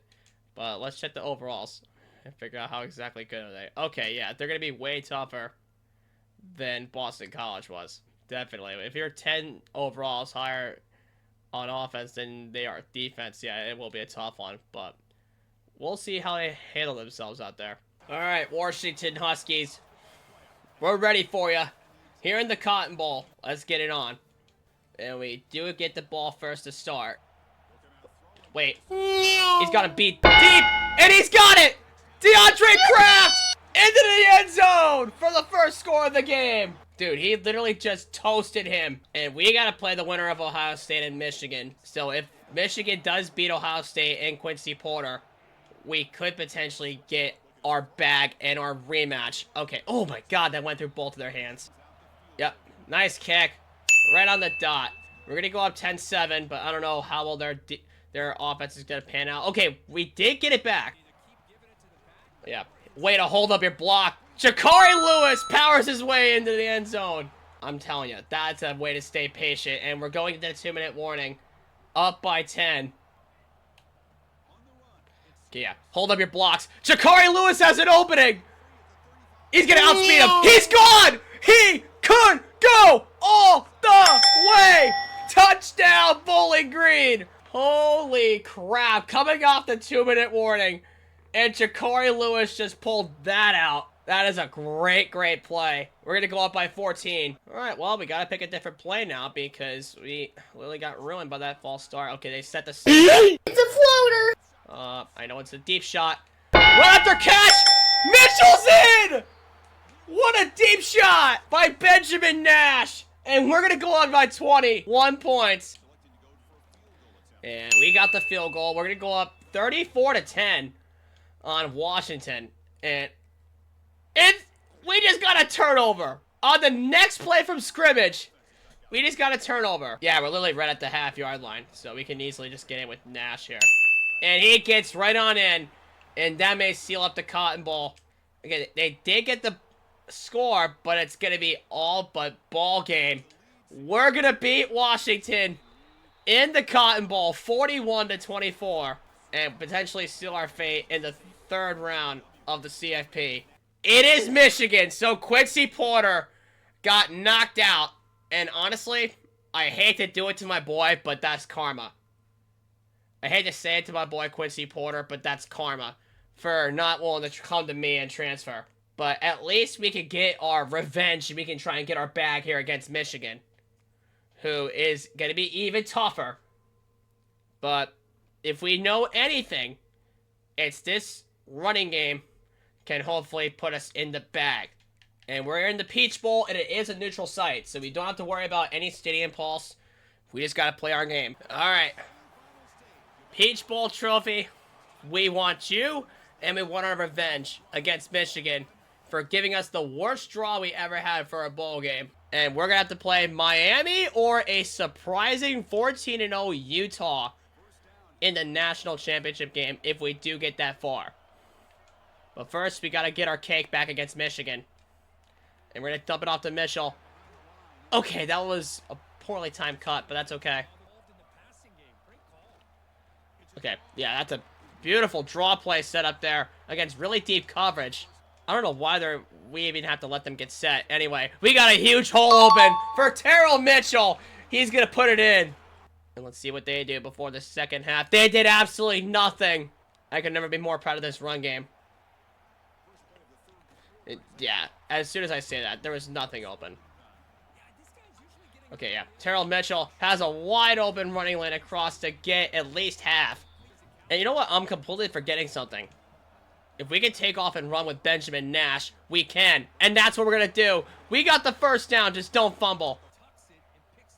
All right, fake the handoff. Got behind the defense. Okay, you got the hand in there. All right, well, we are in second down territory here, so we can always just hand it off here and see where we go before it eventually becomes third down. Dude, that slow handoff drives me up a wall. Oh, we actually could hit wire on a streak. We could potentially take away that safety, and then we could put Kendrick. No, wire, streak, and then Kendrick in on a post. We could try and do that combination, see where that safety goes. Okay, they sent him on a blitz. Yeah, that was nothing there. They literally just collided. All right, 22-yard line. We're up by 7, so no big deal. And we just got the ball back. Just like that, easy peasy. All right, they're playing man coverage, so God only knows what's going to happen here. They set the blitz. We can't get around him. Okay, Mitchell's getting tired, so we just got to put in Jakari Lewis on the next play here. Okay, they did get a block off the screen pass, which means Herschel Wire is going to get up at least 11. Okay, Arma is in goal line formation, but it really doesn't matter. We got the first down. And we got Jakari Lewis in on a beautiful run once again. Oh, come on. That's beautiful. That's beautiful run back off the screen pass. And, oh, we didn't get anything with Lewis. Yeah, just give it to the tight end. Why did he drop it? I mean, regardless, we are in field goal range again, and we're going to be up by... Yeah, just hit the flat route with Clay and just get out of bounds. Yeah, that's a good kick. We're going to go up 17-7. Let's see what our defense does. Okay, we did let up a field goal, which is completely fine with me. So, now it's 17-10. We just got to figure out what to do from here. And, oh, damn it, he got the hand in. Okay, that's a solid run there for Lewis. Now we got third down and 3. And we could potentially have the blocks here unless they send blitzes out on some people. They didn't send the blitz. There we go, Jakari Lewis. Let's keep a hold of this lead for as long as we can. Oh. Okay, yeah, we got 4. Trust me. If there's anywhere we're running stretch 2, you know what? Let's run it to the strong side where all the blockers are. We could potentially get some blocks open. Yep. It's a good thing we switched it up. We got the first down. Now, I've been usually trying to get away with some inside runs, but the outside runs I haven't used a lot of. Okay, yeah, that's a good pancake block by one of the guys. Okay, so they used their first timeout. Is there any chance we could run it with Benjamin Nash? Nope. Okay, thank God he got the hand in there. That was a bad read. I think that defender was thinking he had the interception right in the bag. We were literally looking right to his breadbasket here. That's a good pancake block. Okay, so that's their second timeout. I don't know what. Okay, yeah, that's because that first time was a incompletion. Okay, so it's 57 yards. I recall this being a career long with Arkansas. So, wait, do we? I don't think we have it. We did not. It is just short. Dude, our defense! We just need a first down, and we're going to the national championship. We just need a first down with Shakari Lewis, and he's gonna get it. Pending no injuries, we're gonna let it ride, and we're gonna nail it out. And for the first time in history, your Bowling Green Falcons are going to the national championship. We're gonna get our bag against Michigan, and we're gonna beat them 17-10. And we gotta play Utah or Miami, depending on who beats who. But we will in fact see who we're gonna end off this rebuild with. And we're gonna play the undefeated Utah in the national championship game in a very interesting matchup. 15-0 in the Big 12. So they've really just rebuilt their team. And they surprised everybody. They shocked Miami. But, yep, this is our time. We're going to go back to the Ray J. And we're going to play Utah for the national championship game. So let's end this rebuild, ladies and gentlemen. Alright. We're back here at the Ray J once again for the national championship game between the Bowling Green Falcons and the Utah Utes. First time we're playing Utah at the national championship game. And I did not think that we would get a MAC conference team into the national championship. But with the way we did it, it's absolutely worth it. As we're going to start up down 3-0. But we're going to kick it off exactly the way we have with our run game and Terrell Mitchell. So let's get this started here. Terrell Mitchell has a wide open burst of speed for a first down to kick things off. Okay, dude, that Utah D lineman literally just threw him. Hey, if we have to make some throws, we have to make some throws. Like, okay, set the blitz on the corner, which means we're gonna have to hit Herschel Wire and pick up at least half. Yeah, they pulled that stunt with that backer, and there was nothing there. And we got them in a pretty good spot, the 16. Let's see. Okay, they gave it back to us.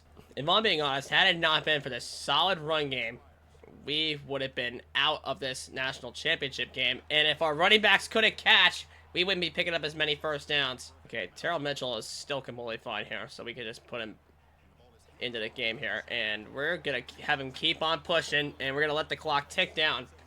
So even though we are going to be down 3-0, we are still in a very good situation here. We got the football going into the second quarter, and yeah, it's their passing game. And, oh, just get us 4, dude. Okay, yeah, that's open. Make the catch, and Miles Kendrick has a first down. All right, the pitch key's right here. Okay, we could have taken it ourselves, but at least we gained some yardage. They set the blitz all the backside. Come on, cut back in, Terrell. Come on. Okay, we got to the 11. That's a good peel back for Terrell Mitchell, and we're going to be good for 4 there. You know, I really do love that trips RPO, so we got to see exactly. Oh, yep, they sent him. Way to throw it to Miles Kendrick, and he's going to dive on in. That's our first lead of the game, and, dude, Utah really did nothing there. They did drive for a little bit, but still didn't help. So, you know what? We're going to put, no. We're going to put Mitchell in on a post. We're going to try and do that combo. Yeah. Just get it off. I don't know why I'm getting so pass happy here with Nash. We just got to make third down a little bit more manageable. Way to hold your blocks. Okay, that's fine. They're manning up from what it looks like on a screen pass. So let's actually hit the wheel to the outside for Terrell Mitchell. He's got a running lane, and he's got a first. But the thing is, we didn't even get a single 5-star this entire rebuild because our 3-stars are doing plays like that. I mean, you would expect with a rebuild like this, we would be chasing after some 5-stars later on in the rebuild, but we haven't chased a single one. we just trusted all of our 3-stars to put it together and develop over time. And it's honestly been amazing with the way our skill caps have treated us. Oh. We'll see. Nah, we didn't get anything. 3rd down and 1. Looks like the edge there is uncovered. So. Okay, he settled up there, but it really didn't help. We got the first there. Alright, they sent the blitz. But Scobby's gonna make the catch. He's got a first. Oh, we had a block there with Scobby. We shouldn't have kept it. Yeah, no blocks were open, but we did get 1 off of that, so we have to get as much as we can. They sent the blitz. Nothing's there for on defense. And Terrell Mitchell is going to get the Texas route in for the score. But, dude, we are doing fine against Utah. I don't know what we're talking about. We're going to end our undefeated season, potentially, and take home our first national championship on our first try. Oh, yeah. Mitchell, another first down. Dude, our running game has been amazing all season long. With the game against UNC, with the game against Wisconsin, the game against Toledo especially, both of which against Toledo, and all playoff. Dude, our running game has been absolutely amazing. That's been the huge story of this entire rebuild. Like, establishing the ground game.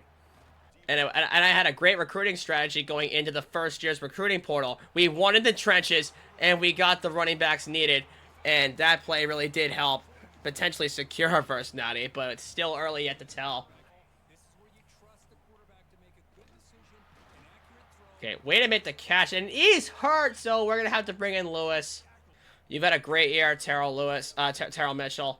You had a absolutely great year, but Herschel Wire, as long as he doesn't get out in front. Okay, yeah.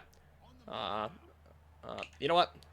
Oh, they tried to juke him out on the pressure, but we were able to get 6, and you know what? We're gonna kick a field goal just to preserve the time we can get points with Oscar Friend, our kicker, as we gonna go up 17-3.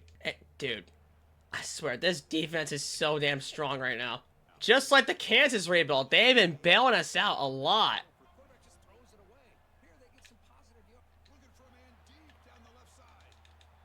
Oh, I really thought he tried to test him deep. I tried to make any and all adjustments. Yep. Jakari Lewis, he makes the catch! Yeah, run through the line, dude. Okay, that's all of our linemen. Oh, it's a beautiful ball! Miles Kendrick! You get yourself one in this national championship game. And, dude, we are dominating against Utah. The fact that I was able to take a fan-favorite school in Bowling Green, a team with one of the lower overalls since the start of the rebuild, and turn them into national champions is absolutely absurd, as we're going to get Benjamin Nash a run here for a first down.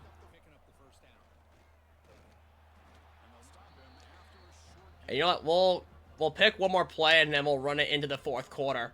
What do you guys think? We're up 24-3. We're going to run it into the 4th quarter. Oh, yeah. And Jakari Lewis with another first down. We'll send it to the 4th quarter. Up 21 points. We're going to turn a fan-favorite program who once had the Winter Soldier. We're going to make them national champions for the first time in school history.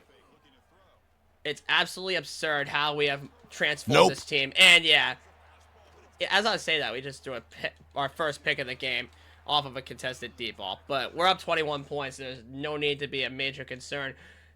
Are you freaking kidding me? What is this defense of ours? Yeah, we are that team.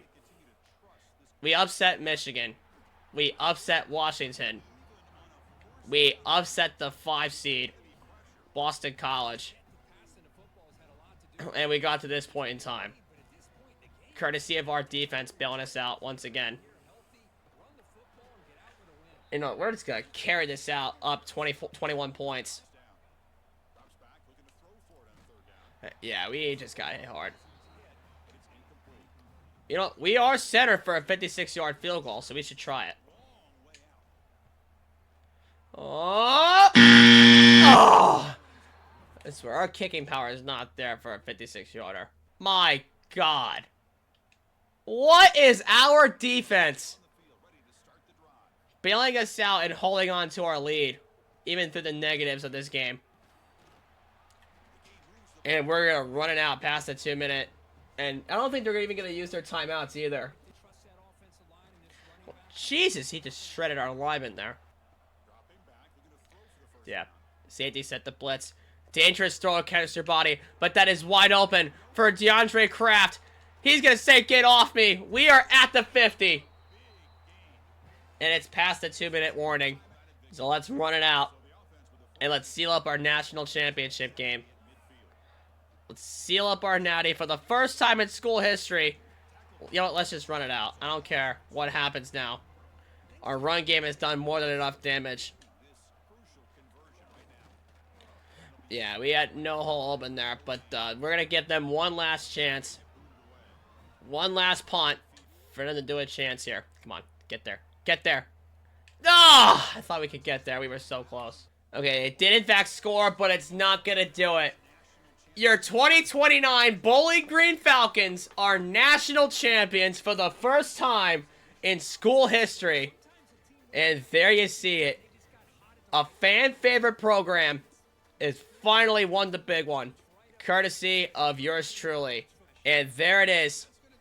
Scobby's handing off the trophy to our coach, who will raise it high and proud for the first time ever, as the Bowling Green Falcons are finally national champions. We may have failed the side quest for having one of our running backs win the Heisman, but we did get a main priority straight with focusing on our run game, which is absolutely phenomenal to think about. So our running game took over in 2028 in honor of Eddie George, so that's good enough for me.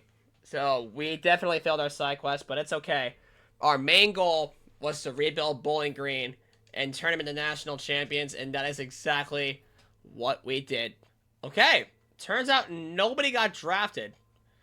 I mean, to be fair, we were a very, very young core, to be fair. But that's going to do it for the Bowling Green Dynasty. We just won our first national championship in school history. So I hope you guys enjoyed. Drop your team down below alongside your side quest so I can feature you guys next. And until next time, we'll see y'all later. Have a great day.